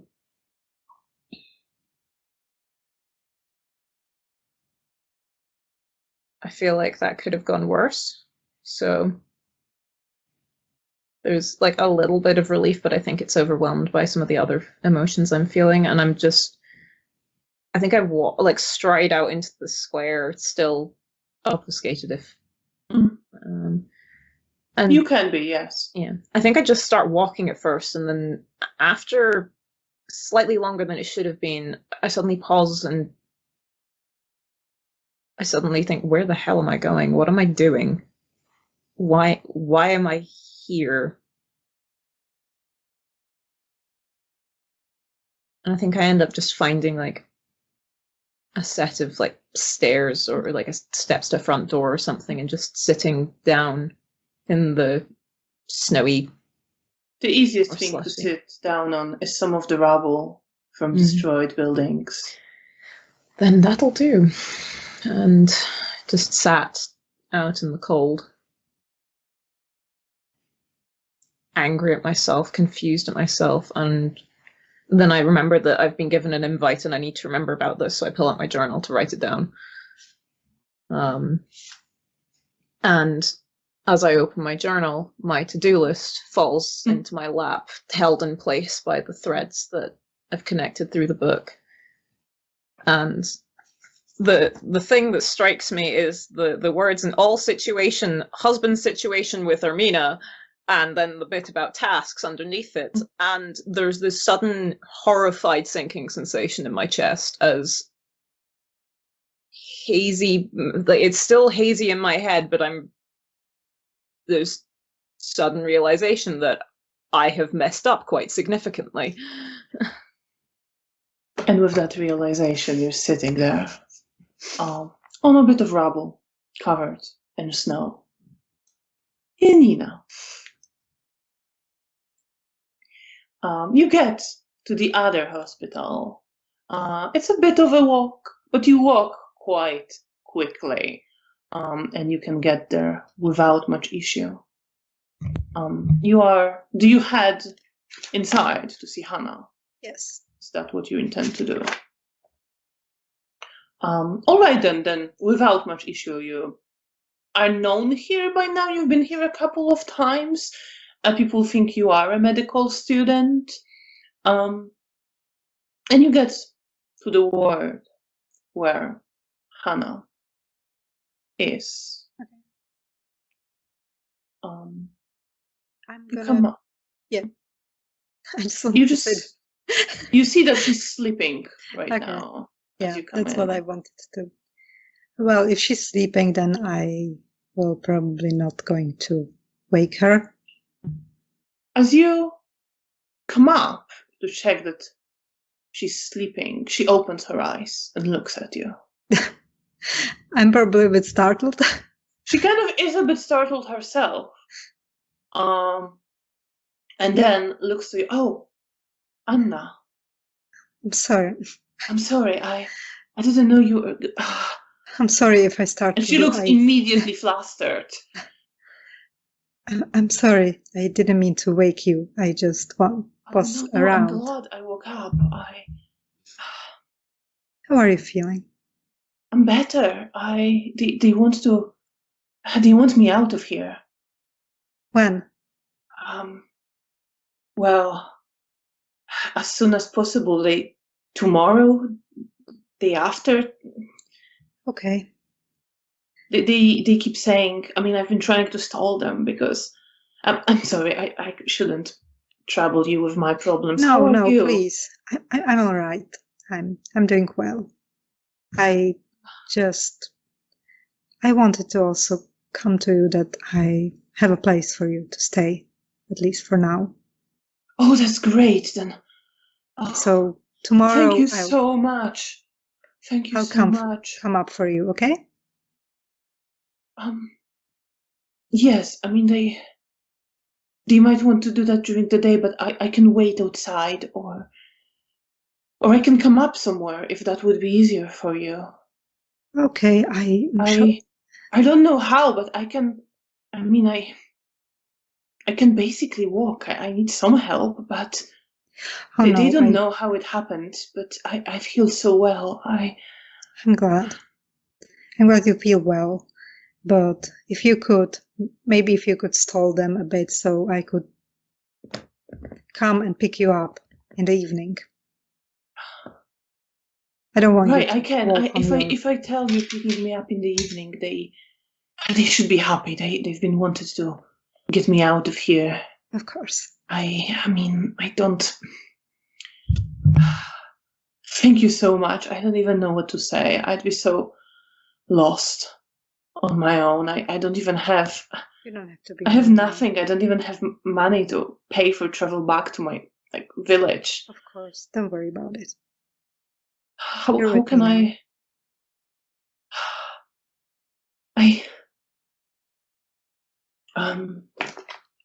Let's make a roll. I'm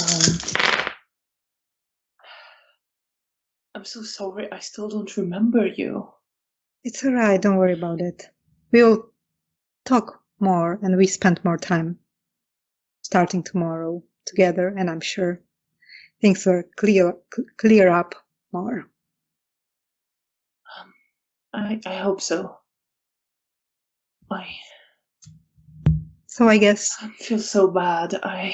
don't feel bad. You're gonna be.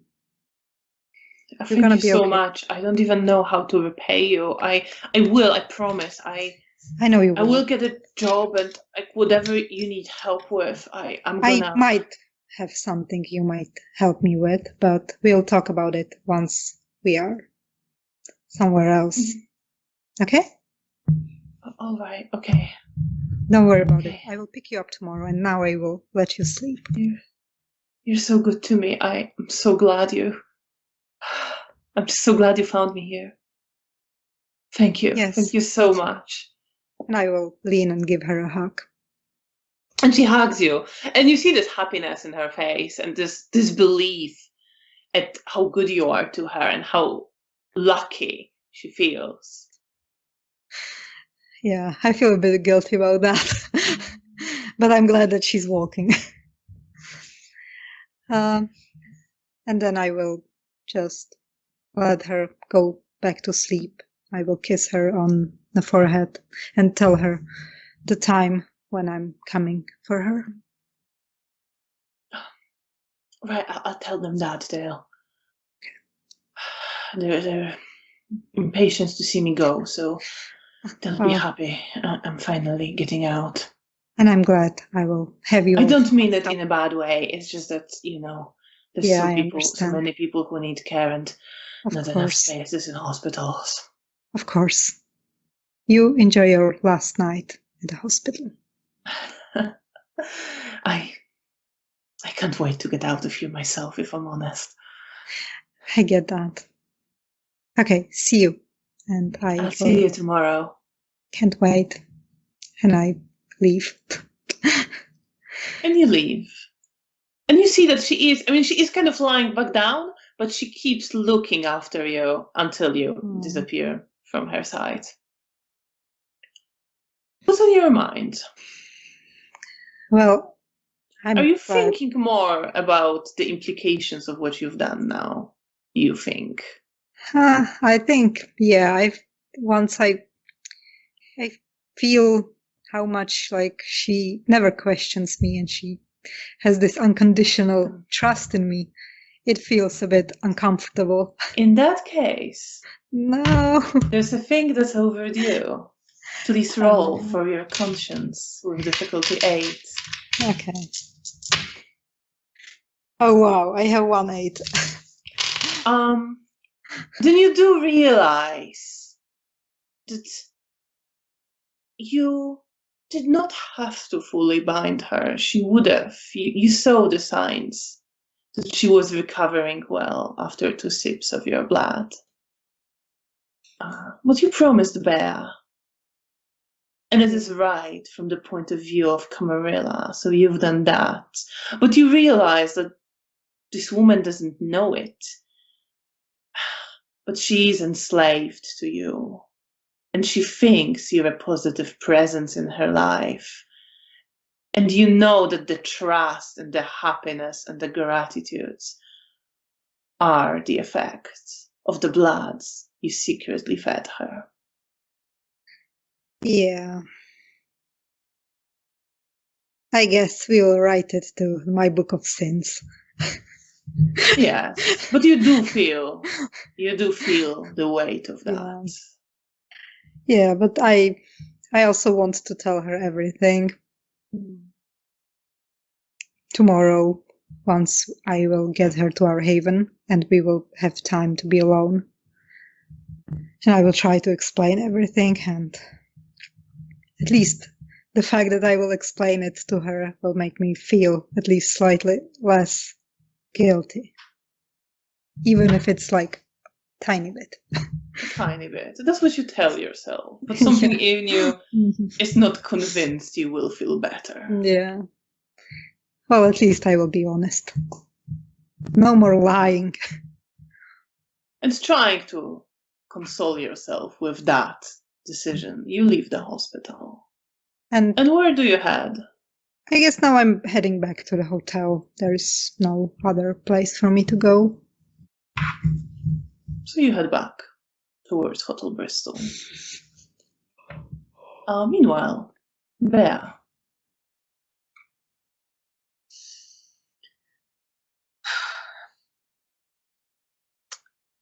I'm realizing I have made some errors. Or at least made a call without having the background knowledge, which is now filling me with dread. So I'm just sitting there, cold, and I think I sort of snap the book shut and pull out my map and just start figuring out where I can go, because I don't want to be out on the street. It doesn't feel safe. So you have, I presume, Hotel Bristol marked on there. Yeah. And your haven. Yeah. I think I'm just reminding myself where the hotel is from where I am, because I think I just got muddled as to locations during that. And I feel like I need to talk to someone about this, sort out what's going on in my head, or at least be somewhere safer. But there's still this feeling of sort of shame and uncertainty. So I walk back to the hotel with sort of like heaviness to my limbs, where I almost don't want to be walking towards it. It feels like the closer I'm getting towards it, the closer it's getting towards, what's the words I'm looking for here?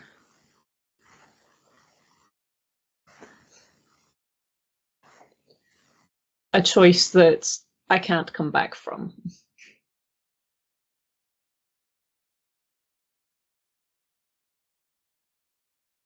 As I keep walking.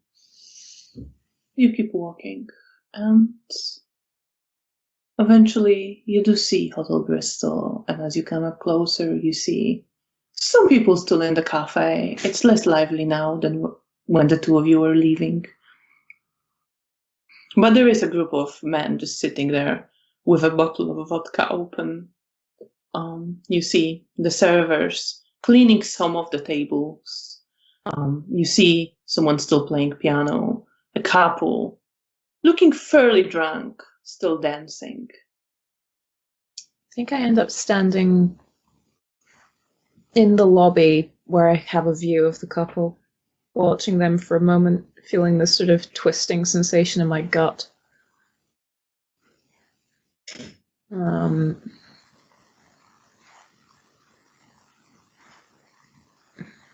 And I just observe them, uncertain what it is I want to do or who I want to talk to. I still haven't dropped off the skate. I don't really want to be seen right now. All right. It's just this feeling of anxiety in my throat. And I just feel very alone in this decision.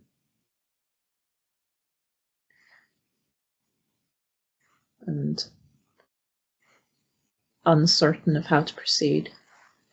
And I'm looking around. I think I end up looking away from them and just looking around, almost as if for someone to save me from this. But I am A, invisible to most people's eyes, and B, it's my own damn fault, and it's a choice that I need to make. There are no Kindred here right now. And the people who are there don't see you. You see the ghoul Mariusz at the reception, chatting with another man at the reception. You see someone walk down from where the rooms are, come up to the bar, order something. People don't see you.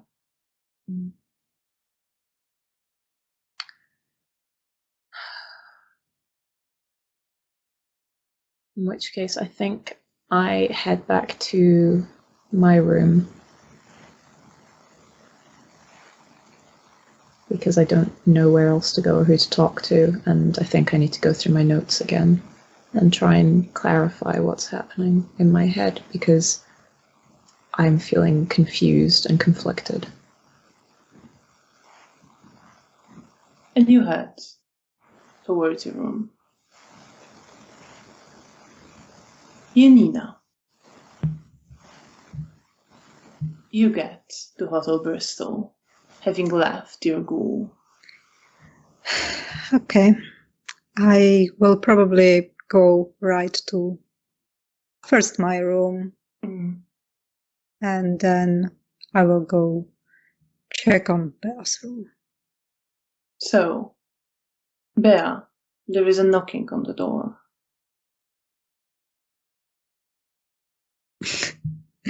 Is Bea pretending to not be home?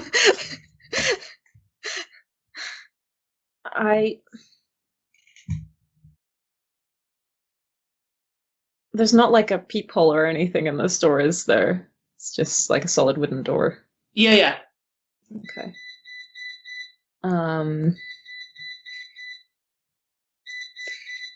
Apologies. No worries. Sorry, I've got completely thrown.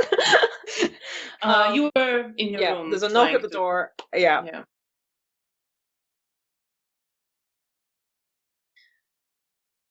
I try and put a relaxed expression on my face and go and answer the door. Then roll your self-control and subterfuge, and Janina, roll your perception and empathy as Bea answers the door and opens the door. I don't roll well. No Difficulty 6. What? No success. Okay. Well, I have more than 0, so that's good. Then Bea opens the door, looking fairly calm, relaxed. Hi, Bea. Hi. How are you? I'm fine. How are you? I'm good. I did a lot of work. Nothing happened, so I guess everything's fine. What about you? Did you progress on your tasks? Similar here, really. Just need to sort through some organization, more note-taking. You want to be alone, or you want company? If I could be alone for a bit, that would be appreciated. It's not going to be very exciting. Sure. I get that. I guess I'm going to check the Elysium if there's someone I would socialize with. If not, I will go back to my room. I'll maybe pop out and join you in a bit. We'll see. Okay. Right. And then I will smile at her and leave the room. She's fine. Yeah, everything's fine. I close the door and just rest my forehead against the wood. So Bea, you're left on your own. What are you doing? What's running through your head? Once I hear the sound of Janina's footsteps fading, I then pull away from the door. And in this sort of half frenzied state, I suppose, is a term I could use for it. Start pulling out my notes and just going through it and wrapping my head around what happened. Why was I there? The connection between Ermina and my husband, the fact I've just agreed to go to this wedding that is almost certainly with my own husband. And I've just like this feeling of dread that's been settling in my stomach is just solidifying and now just feels like a concrete block. And I think I'm just sat on the floor of my room, just staring at notes and my journal and my to-do list. Just feeling like I've walked myself into a trap. And you're sitting there on your own, undisturbed for now. For now. Janina. You head to the Elysium, and in the doorway, you pass Stefania and Anna Maria, who are just leaving. Okay. They mostly ignore you. They're just leaving. I will. I mean, just they like smile nod to you. And as you get inside, you see that it is quite empty here. Nastya is there, Oh, and she comes up to you. Oh, Janina, there you are. oh, I'm sorry I was busy tonight. How are you? I'm okay. She kind of looks around. There's all sorts of stuff going on. It's good you're here. People just said there's going to be a court assembling in the room upstairs. The prince has an announcement. Okay. We should. I was just heading there. Okay, then I will go fetch Bea. Yes, she should. Well, Or maybe come with me. We'll come together. sure. Okay. Yeah. No undisturbed time for Bea. No, I suppose not. I mean, I don't know. It's better probably if she comes along if she's at the hotel. Yeah. So I guess we will turn around and I will grab Nastya's hand. And we are going to disturb Bea. Yay! So, Bea, you sit there for a short while, gathering your thoughts, feeling this heaviness in you, when there's a knocking on the door again.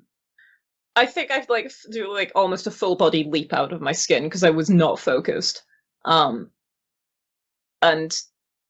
who is it? It's me, Janina. Can you let me inside, please? Just a minute. And I'm putting everything back in my journal. So there's probably just the sound of shuffling papers. And I'm trying to maintain the look of composure when I open the door, but let's do this once again. Yeah. Self-control and subterfuge versus perception and empathy. Well, I have 0. Again. Difficulty is 6 for everybody. I don't know. I'm having bad rolls tonight. Okay, 0 for you. 4. Right. So you open the door. You guys looking pretty composed again. Okay. I'm sorry we are disturbing you, but Nastya just told me that there is going to be an assembly and the prince is going to announce something right now. So I thought it would be good to grab you. Right. Okay. Yes. Thank you. Of course, I'll just close up. Nice. Shut the door and follow after. Nastya just sort of standing like, yeah, I don't know what that is about. Well, I just hope it's not going to be as grim as last time. I try and give a smile in response, but it's looking a bit grim. Yeah, as you're walking, roll your perception and occult. Difficulty 8.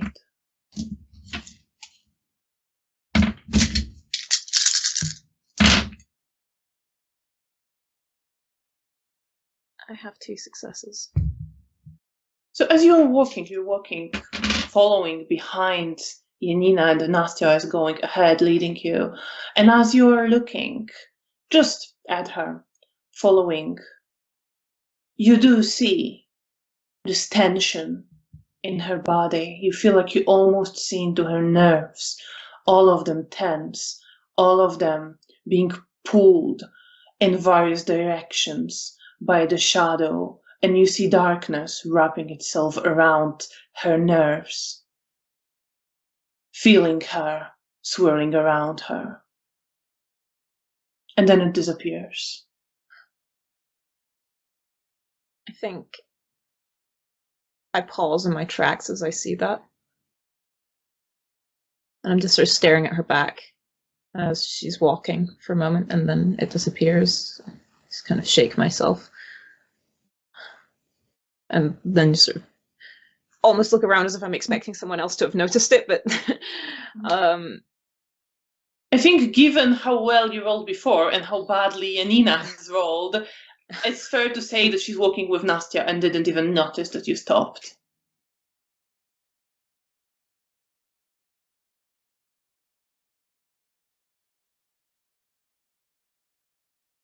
Nastya, I'm seeing something.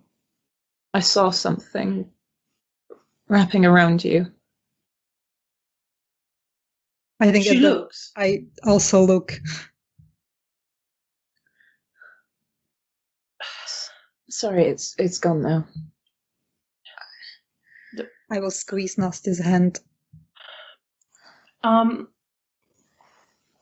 gonna actually just make a roll. Nastya starts shaking as you hold her hand. It's okay. You're safe now. Am I? Well, we need to go. I'm sorry. But you both see that she is very anxious. I will try to comfort It's almost her like as we are it walking. touched something she was anyway kind of thinking about, like some anxiety that was in her, and she You just couldn't wait. is No. kind of cracking right now. If I'm going to be anxious, someone else is going to be anxious with me. No. And I feel awful, but there was just this sort of panic when I saw it, and there was this awareness that I probably should wait, but I was also scared I'd forget. All right, no, of course. And Janina, what are you feeling? You're walking. Nastya, she's trying to compose herself. She is. I'm scared for her. Visibly anxious, but she pulls herself a little bit together. But she's like very unnoticeably still shaking. I'm scared for her. Palms. So I will probably like put my hand. One of the hand is squeezing her hand, and the other is like walking her behind the shoulders because I want to like comfort her. But I'm just trying to like rub her shoulder and just she relaxes a little bit, leaning on you. As you're holding her hand, you see there's like very slight shaking there, but she mostly controls it and just is walking. After it's done, we can go to my room, and I'll take care of you. Okay? All right. Okay. Yes, I'd like that. And we are walking. And you walk upstairs. And you enter the room with the 8 chairs on the opposite wall to the entrance. And you see there's several people gathered around. Some people you've seen around but don't necessarily know. You see Mr. Cernovsky is standing there with his child there.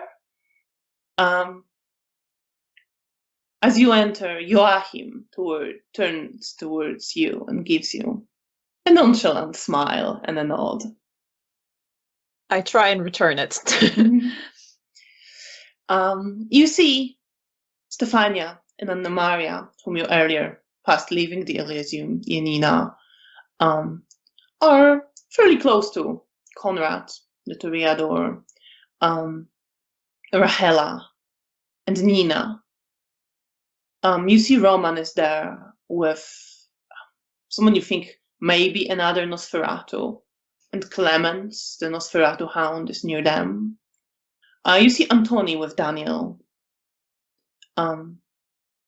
You see Jagoda, another of the hounds, near them, but not quite in conversation with them. And you enter.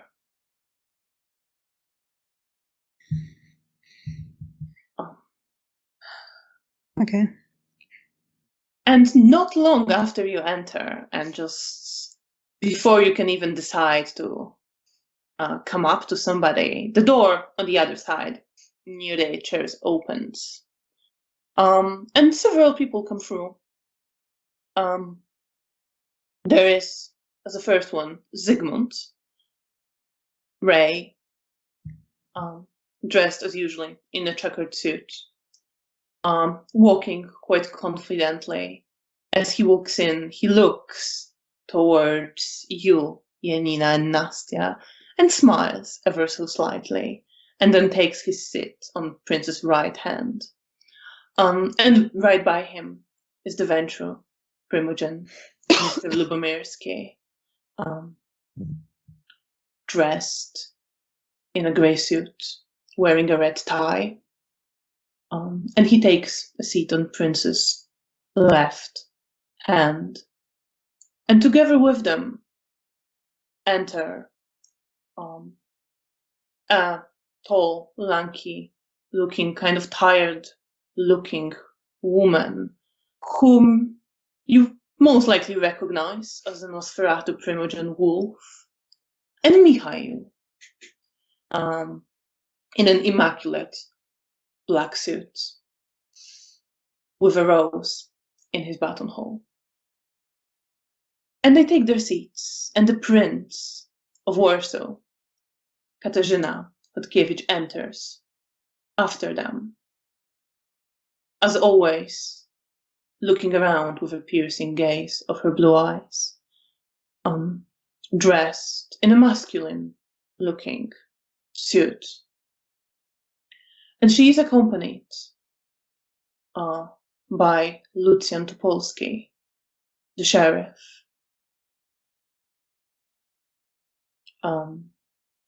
The prince does not take a seat. The others stand up briefly as she enters and then sit down, but she remains standing, looking around the room once again. And then she speaks. Thank you all for gathering here on such a short notice. I have an announcement that is important for the future of the Camarilla and our day-to-day functioning. I trust that you will share the news with those who aren't currently here. I will make this brief. Lucjan Topolski will be stepping down from his position as the sheriff of the Camarilla. And you see, the prince look to Lucjan, who is standing in front of her. By the way, if you want to get a read on anybody... Absolutely. I probably want to read Lucjan. I'll just roll your general perception Okay. and empathy, and I will give you as much as... Well, You're what was rolling the a- difficulty? 6. Okay, then I have 1 success. You have 1 success. If it was 7, Yeah. then I would have 0. Wow. 5 successes.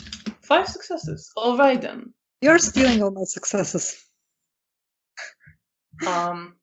So, Bea, as the prince looks to Lucjan, you see certain almost regret, certain not quite like shame or feeling guilt, but like regret that this is happening. And with Lucjan, you do see guilt, quite deep, quite profound, quite pronounced specifically when he's looking at her. The prince, turning to Lucjan, says, Mr. Topolski, I thank you for your service to this court and for your dedication during one of the most difficult challenges we faced in this city. Lucjan bows very deeply and says, my prince, it has been an honor, and I remain at your service whenever you need me.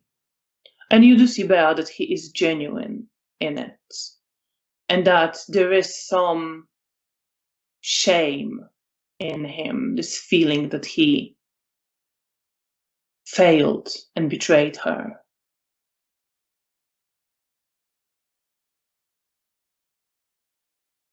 And they exchange glances. And you see that as Katarzyna looks away from him, there is this feeling in Lucian like he almost feels broken.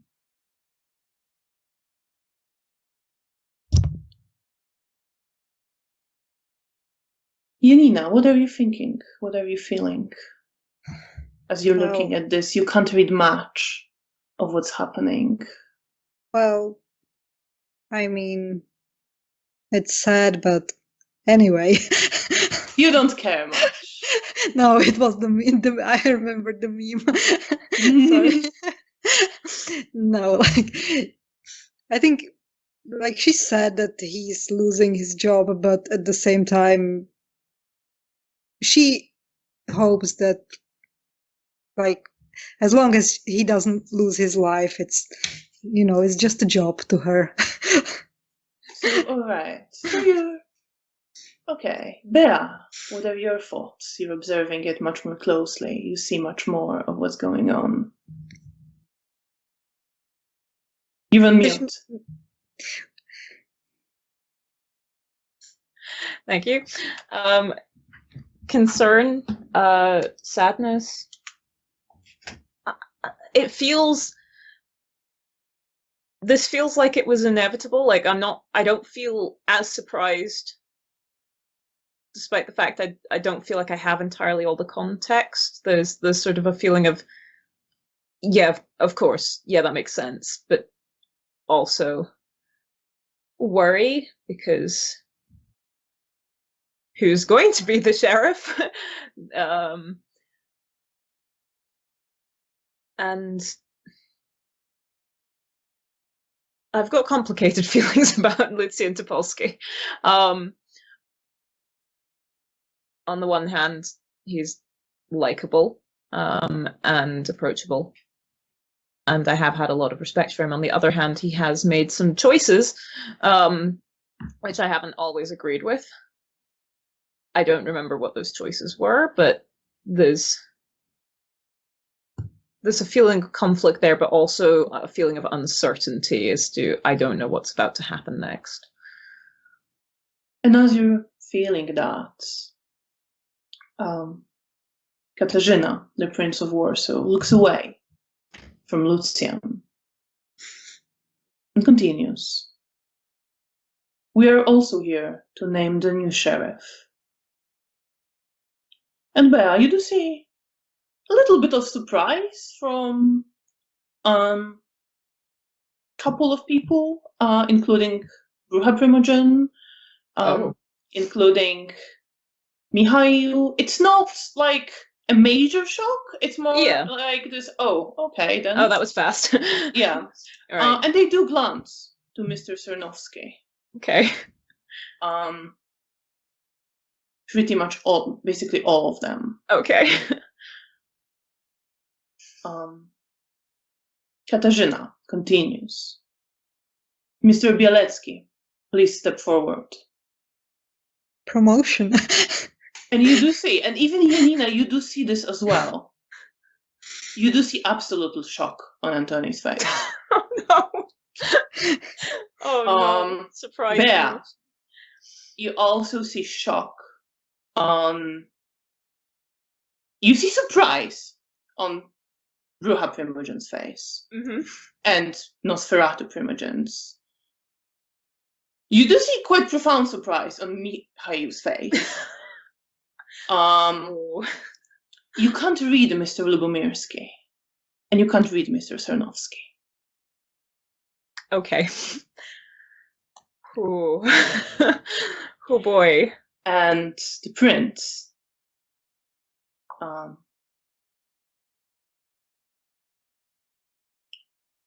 is about to speak, but at this moment, Mr. Lubomirski stands up.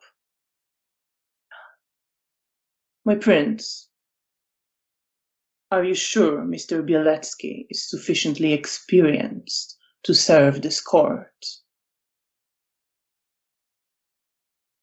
There is a moment of very tense silence. The prince casts a glance just a glance to Mr. Lubomirski, and quickly replies, "Yes, I am sure." And then she looks away from him and looks back over the court and towards Antoni. "Mr. Bielecki, are you prepared to serve this court, to ensure adherence to the traditions and the safety of the Warsaw Camarilla?" And Antoni is like stepping forward, still with quite visible surprise on his face, bows. And the bow is very proper, despite shock. Of course, my prince. Thank you for entrusting me with this duty. And you both see that he is surprised and he is a bit overwhelmed, but he is basically getting ready to step up. And he doesn't let this interfere with how he's acting. He's kind of leaving the feelings aside at the moment. Katarzyna, the prince, looks over the assembled kindred again. Then from this moment, Antoni Bielecki is to be recognized as the sheriff of Warsaw. Mr. Bielecki, you can appoint whoever you wish to assist you. Poor Daniel. Janina, exactly. Speaking of that is running through your head as that happens. What are you feeling about this Yeah, that Daniel is situation? going to get a lot more busy. Are you worried for him?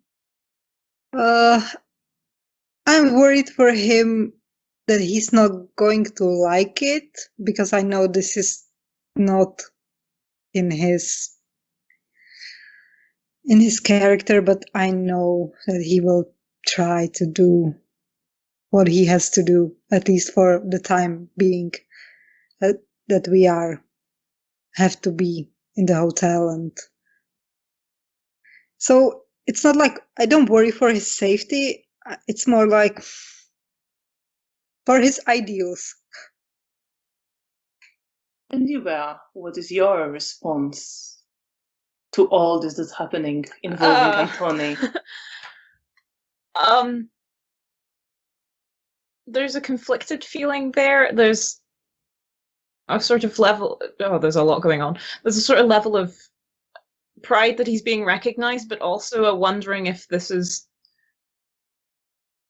more a decision being made so that another decision isn't being made on the prince's behalf, if that makes sense. I think it's from the way that everyone looked to Mr. Cernovsky, and it felt like that was the expected response. And then just the looks of shock, and then Mr. Lubomirski speaking up. I'm just interpreting from that of, I wonder if this is her way of taking back a form of control. Or, I don't know, I don't think I phrased that well, but anyway, that's a sort of feeling. I'm worried for Antoni's safety. I'm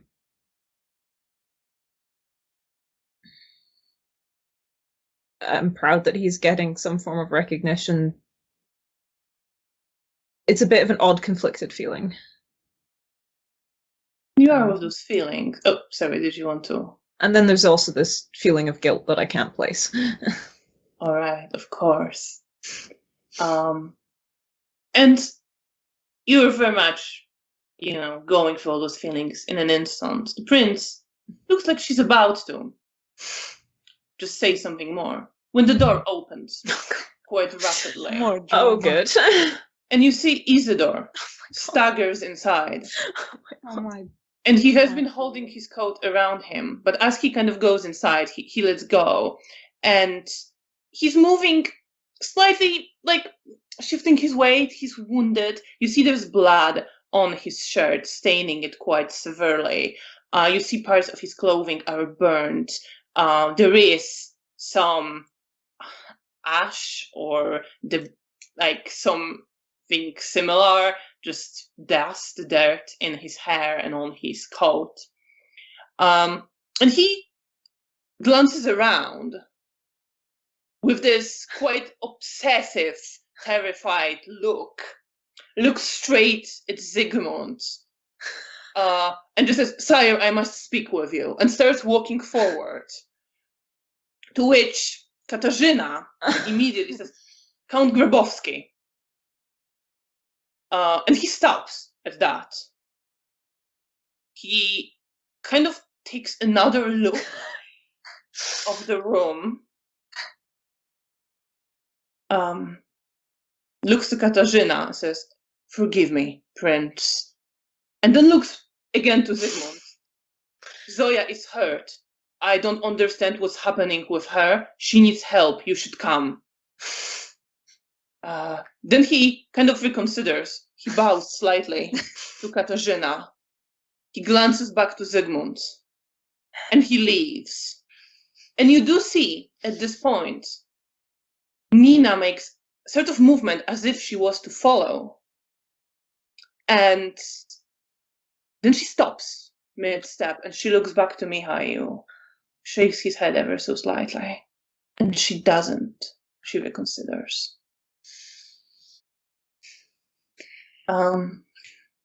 You see Katarzyna glance to Zygmunt with this very slight smirk on her face, knowing, sort of. And he smiles back. And then she brings back her composure. And she says, "Now that we're done with this interruption, that will be all. Please share the news of Mr. Bielecki's appointment with those who were absent tonight. Mr. Bielecki, you please follow me. We have matters to discuss." And at that she makes to leave, and the Primogen stand up and leave after her. Is anyone approaching Lucian? You see that Lucian, as this is all going, he was just standing there. He also looked to Antoni with his surprise and worry. Okay. But you see that Jagoda is coming up to him. Okay. I'll maybe go nearby, but not like fully approach yet, and let them talk. And I will come up to Daniel. Daniel is like, "I'm going." Yes, I know. Just let me know after what's happening and if they're both. I mean, they're alive, but you know what I mean. I'm glad they both got back. Just go. So am I. And he leaves. Nastya is kind of just clutching your arm, and she's glancing around as well. And you see, just like you just managed to have this exchange with Daniel. There, you moved closer to the sheriff in Jagoda when the door where the Primogen disappeared opens, and Zygmunt steps out again. Okay. And he walks towards you, Janina. You and Nastya. Okay. Does he look at us? Yeah, he looks to you. That we should approach him. No, he comes up to you. Okay. Janina. Yes. Nastya. Nastya, I want you to stay here and do what you usually do. And she just nods her head. Janina. Yes. You should come with me. Of course. Of course. I will do whatever there must be done. Especially if it's about Isidore and Zoya. I'm not sure if you'll be able to. Well, it's a matter concerning our clan. You should be there. Of course. And I will squeeze Nastya and just tell her that we will see each other later, that I will find her in her room. All right. And I follow. You follow. And Zygmunt is walking quite briskly. And you see, he's not like hiding it. You see concern on his face the moment he's out of the Elysium. He says, I'm not sure how helpful your expertise will be in this particular matter, but...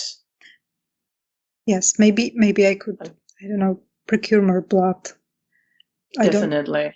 And, well, I know there's been a lot of division in our clan, and I think it's time for us to come together. Of course. So you should be there. Yes. And he's walking, and you don't see a major amount from his expression, but you do see that he's not hiding his worry and he's alarmed. How are you feeling? Well, I'm worried for Isidore and Zoya, but I'm glad that they made it back.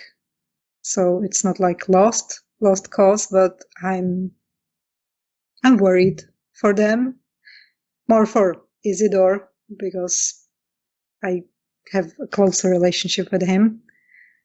But I also worry about Zoya, and I can see that Zygmunt's worried too, so I guess that's concerning. And you're walking with Zygmunt.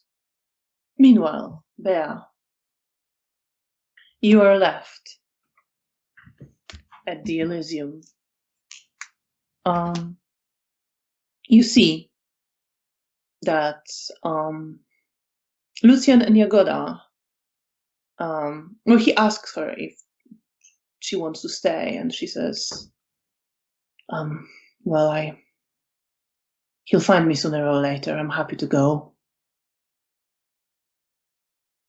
They glance to you as they pass you. Okay. And I sort of stand there and watch as Lucian passes. I was hoping to talk to him, but I then sort of realize that I'm in Elysium, and I don't really know if there's anything that I could say that would be appropriate for here. They are leaving if you want to follow them. Okay, I'll follow them outside, and not massively far, but just see if there's some space that I can... Yeah, there will be in the corridor. They kind of notice that you're following. Lucian looks to you and says, Miss Woźniak. Sir, I just wanted to ask if you're all right. Thank you, Miss Woźniak. I am, or I will be. Of course. But I appreciate your concern. Take care of yourself. Thank you. And with that, I just kind of nod to Jagoda as well, and then turn back. Yeah, and as you're looking to him, because you've also well before, you do see that there is something broken in him, and he's in some way regretful, but in the other he understands, and he's not surprised. It's a very calm feeling of being broken, if that makes sense. No, it does.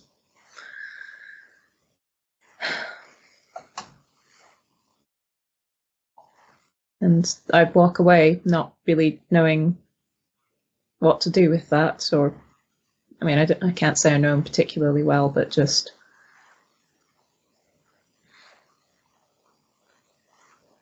I just wanted him to know that people were still concerned for him as a person, I guess. And you would see that he does appreciate you asking. There is this warm feeling when you spoke to him. And I just find myself feeling like wishing like I could do more, but at the same time, there's nothing really that I can do here. So I just leave and head back to Elysium because I don't know what else to do. And there's a lot of emotions. What's primarily on your mind? Oh boy. There's this. Well, at the moment, I'm very focused on Antoni being the new sheriff, but there's also this feeling of like this sort of dread in the background that suddenly comes back to me as I'm sort of walking away, and I kind of tunnel visioned my way out of it during that sequence. So I walk away sort of with this sort of wanting to like find Antoni, even though like I know he's probably busy and I shouldn't do that, and I wouldn't even know what to say to him anyway. And then suddenly there's just this realization of, oh God, I still have things to deal with. And it hits you as you're about to enter Elysium. Oh, good. Do you enter? I guess so. And you walk back inside. Yeah. Meanwhile, Janina, you and Zygmunt get to the room that you know Isidore, Zoya, and Daniel share. Isidore and Daniel are already there. Daniel is by a bed Zoya is lying on, so is Isidore. And you see that she's lying there, just not covered. Her shirt is absolutely soaked with blood, looking absolutely red. She is shaking, and her face twists in pain. And you see that her skin, where you can see it on her hands, on her face, on her neck, is covered. It's almost looking like bloody sweat, like the blood is pushing itself out of her body, and her mouth is dripping blood a little bit as well. Zygmunt steps in, and as he does, Daniel and Isidore move away slightly. Isidore just says, "I'm so glad you're here." And you see that Isidore is scared. Zygmunt, concerned, kneels down by Zoya and, not quite touching her, leans in closer. What are you doing? I'm watching everything that's happening, and I'm concerned when I see Zoya, because I thought she was like badly hurt, but this looks weird. And I'm worried about her probably now more than I was before. And I probably glance between her, Daniel, Isidore, and Zygmunt. So Daniel and Isidore kind of make space for Zygmunt, but they both look scared. Zygmunt says quietly, "Zoya," to which she, almost like she hasn't noticed him before, looks towards him, and her face twists in pain. "I don't need your pity." Zygmunt continues, "And you have none. You were reckless and stupid, and you know it." At which she laughs, and then kind of winces in pain and shakes more as she laughs. And forcing herself, clearly, like even speaking is causing her pain, says, "We would have succeeded if your child wasn't so sentimental and weak." To which Zygmunt replies, "A flaw I will always forgive." "What happened?" "I don't know," says Zoya. "We set up a trap. there was a bit of chase. The bitch was running, and then I was on her, and I don't even know, something, it felt like something was tearing me up inside. I would have gotten her if it wasn't for that. I mean, I almost got her, but I just couldn't move. Isidore just adds, it's happened again to her on the way back.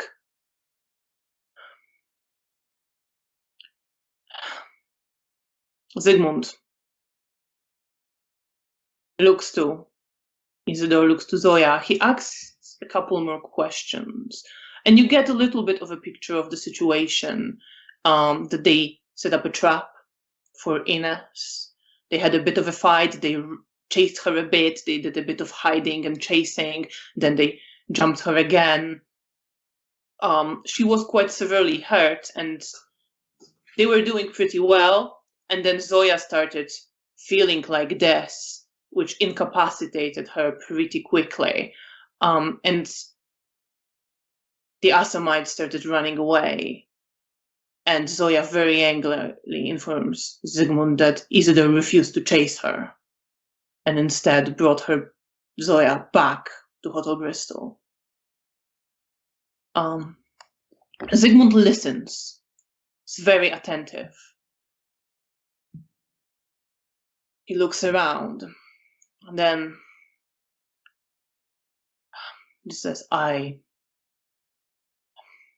have my suspicions, but I need to consult you things, and we will figure something out. For now, Zoya, you're not going to like it, but we need to make sure you survive. And he reaches into his pocket, and he takes out a small knife and cuts his wrist. Which Zoya just looks to him. Don't. Just don't. And Zygmunt, very carefully, raises his other hand. Zoya, you don't know what is happening to you. You need blood. And while I don't know all the answers, I know Elder Vita is one thing known to help with mysterious ailments. Zoya winces in pain, and she shakes her head, and then she nods, and just says, just this one time. But then she drinks, and you see that she drinks quite a lot, and Zygmunt doesn't remove his wrist, and lets her drink quite a lot, more than you would normally feed from a mortal. Roll perception and empathy.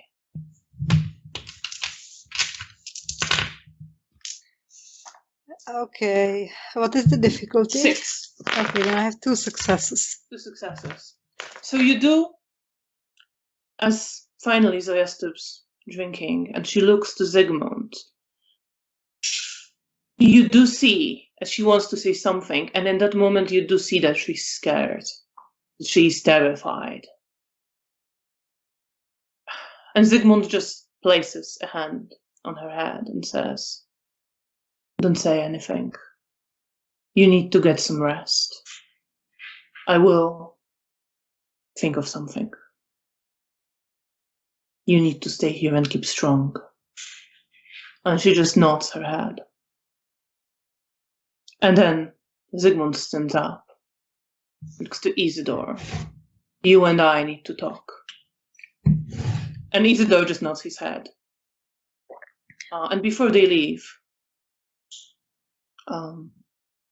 Zygmunt turns to the 2 of you, you and Daniel. Keep her company. Of course.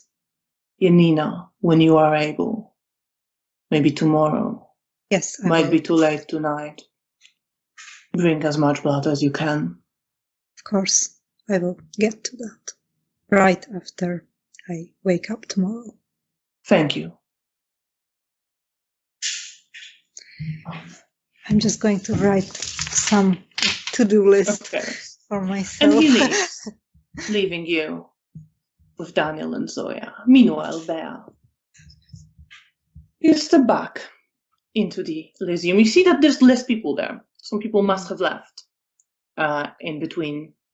You don't think you pass them in the corridor. You have a feeling that some might have followed the Primogents through the other door. There's Rahela still there. She's there with Eliza. Stefania, Anna Maria, Konrad, and Nina are still there. You see that Nina is glancing towards the doors. She doesn't quite go. Okay. I look around the room and... Nastya is, of course, still there as well.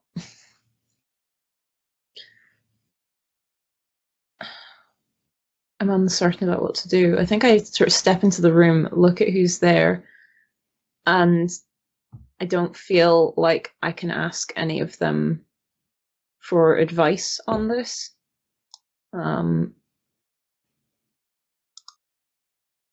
So I think I sort of enter and then just almost immediately turn around and leave again. And just head back to my room. All right, so you head to your room. And what do you do when you're there? I think I resolve that I need to speak to maybe Cornelia tomorrow. In fact, how late is it? It's getting fairly late-ish. Like, there's still a bit of time. You saw Cornelia around earlier. Yeah. She wasn't there for the announcement. Okay. So you're not sure if she's left or if she's somewhere in the offices. Okay. In fact, instead of heading to my room then, I maybe, if there's a way to walk past, like, or through the offices, I'll maybe do that and see if anything seems familiar or like it would be the right place. If not, then I'm going to head down to find Mariusz and ask. Right, so you head down. I would say to going for the offices, that's where the Primogen went and the Prince. Okay. You could loiter around there if you so wished. But you've only ever been there when accompanied by somebody who invited you there. Yeah, maybe not. In which case, I will head down and try to find Mariusz. He's there. Miss Woźniak.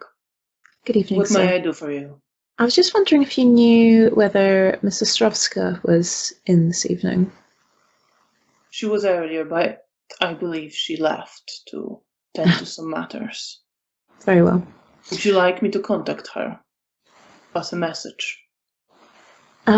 If you could, actually, that would be appreciated. If you could let her know that I was hoping to speak to her tomorrow, if at all possible. I'll be here in the hotel, so... I'll do my best to get it to her. Thank you very much. And I give him as convincing a smile as I can. He smiles. And then head back up to my room, feeling very lost and very small and alone. And like everything is moving very quickly around me and I can't keep up.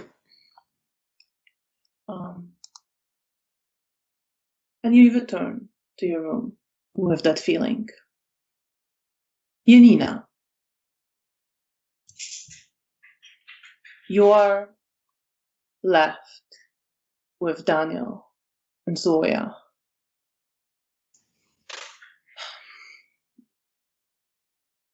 You see that Zoya doesn't seem to, at first, respond to you much. She's just kind of lying there. She closes her eyes as Zygmunt leaves. You know she's not asleep, but... I glance at Daniel. He glances back at you, looking really worried and really scared. I'm sure Zygmunt will figure out how to help her. I really hope so.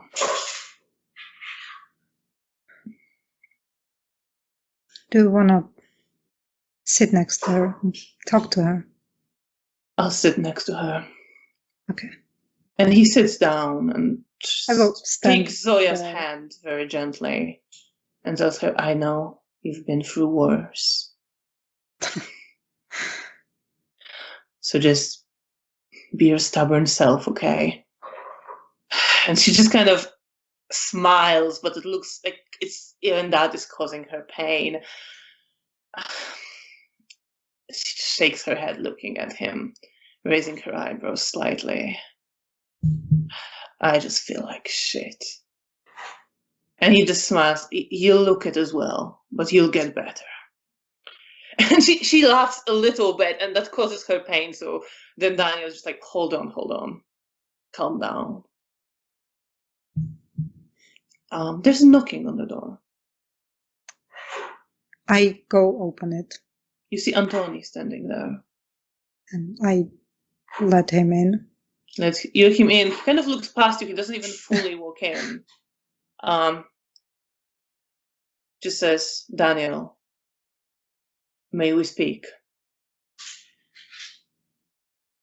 And Daniel looks to him, looks back to Zoya.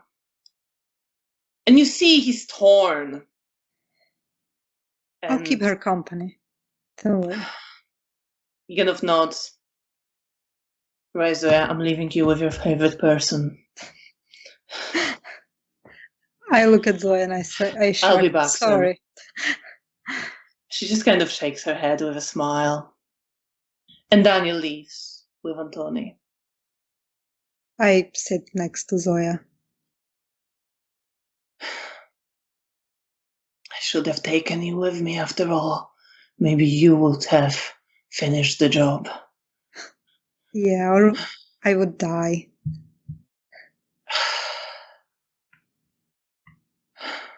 But I'm sorry you're unwell. But I'm sure Zygmunt will figure out a way how to help you. I'm going to bring blood for you tomorrow. Thanks. She kind of looks to you. Maybe it's for the best you weren't there. I feel a bit guilty because I feel like maybe I would have helped. Or maybe I would make it worse, you know?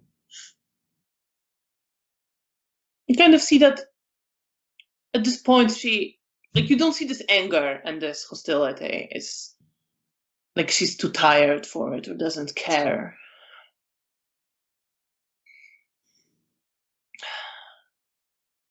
And she closes her eyes again. I'm not sure if Isidore or Daniel already told you, but we have a new sheriff, and it's Antoni.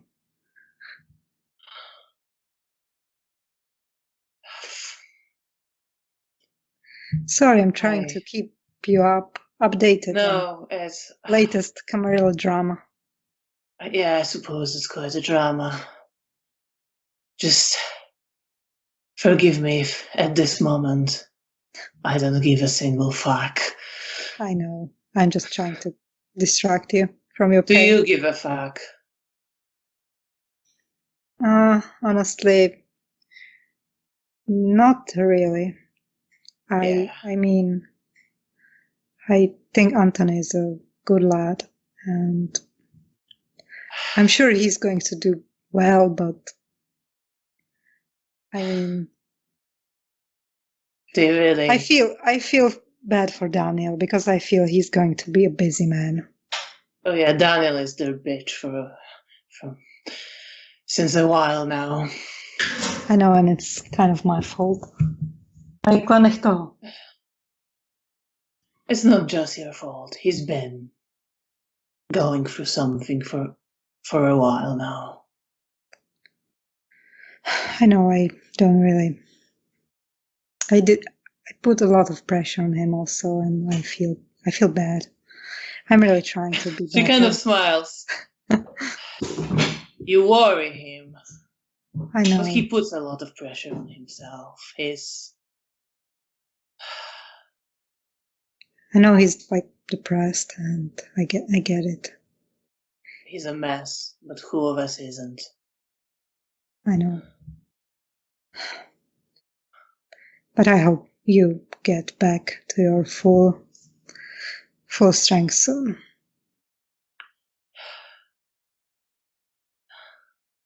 Sigmund probably. I'm glad Isidore chose to bring you back. She kind of shakes her head. But you feel like she wants to protest, but she is also scared. And when you mention Sigmund, she wants to hope. She is worried that she will die. You will not die. I'm sure you won't. She gives you a smile, but she kind of shakes her head and closes her eyes again. And you get the feeling she's just very tired and she struggles to speak.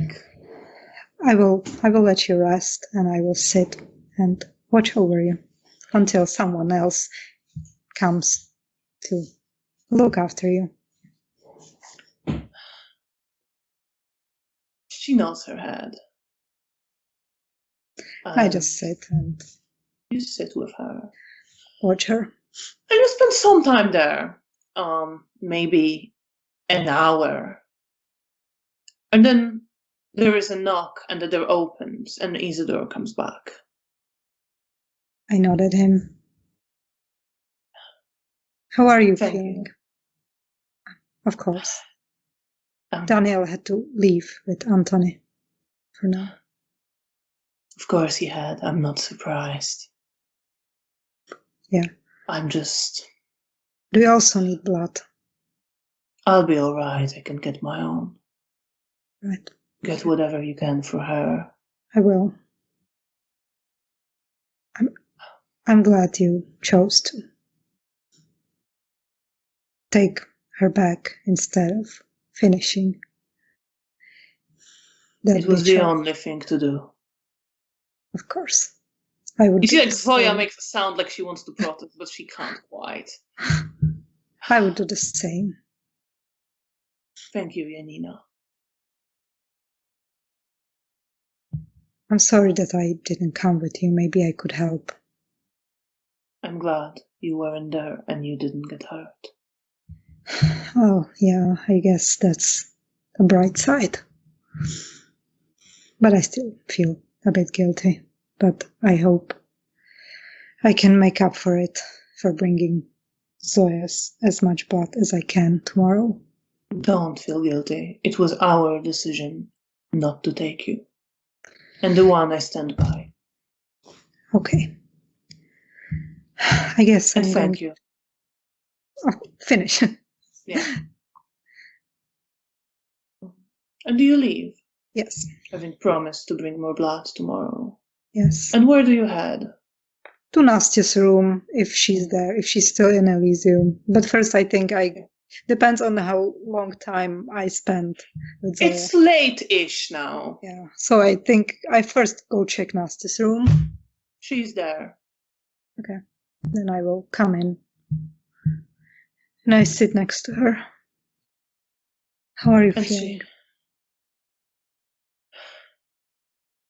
Worried. I know. How I'm is worried Zoya? about you, about Zoya. Everything is a mess. She's, well, I'm not sure. She's not doing well. But Zygmunt gave her some of his blood, so that should help her, at least for this moment, before he figures out what's wrong with her and how to help her. I'm going to bring her as much blood as I can tomorrow. You should. I'm sorry. And what about you? I've been so anxious. I told you I've been getting these dreams and I'm just feeling more and more anxious. And what Bea said, I don't know what's going on. We'll figure I it don't out. understand. Can we just Come here. Can we and just I will... not talk? And she kind of jumps at you almost and pulls you close and kisses you very passionately. I will reciprocate and cuddle with her. Oh, she wants to do more than cuddle. Okay. She I will do whatever is she going wants. for it. She is. You have you get the feeling, and she basically says it, that she just wants to focus on something pleasant and forget. And for her, this is a way to... I'll do it for her, but You're I'm not not in the mood, but I will do it for her because I want her to feel better and I want to make her comfortable. But I'm too worried to like really enjoy it, but I'll do whatever she wants to make her feel better. And you make love. Her quite passionate, quite possessive, almost aggressive in it, very desperate, and you worried with your mind wandering off. And what is it wandering off to? About worries about everyone around me. Daniel, Zoya, Isidore, Nastya. I think the list could go on. Yes. But not Bea right now. No, because Bea's fine. Bea's fine. Bea's doing fine.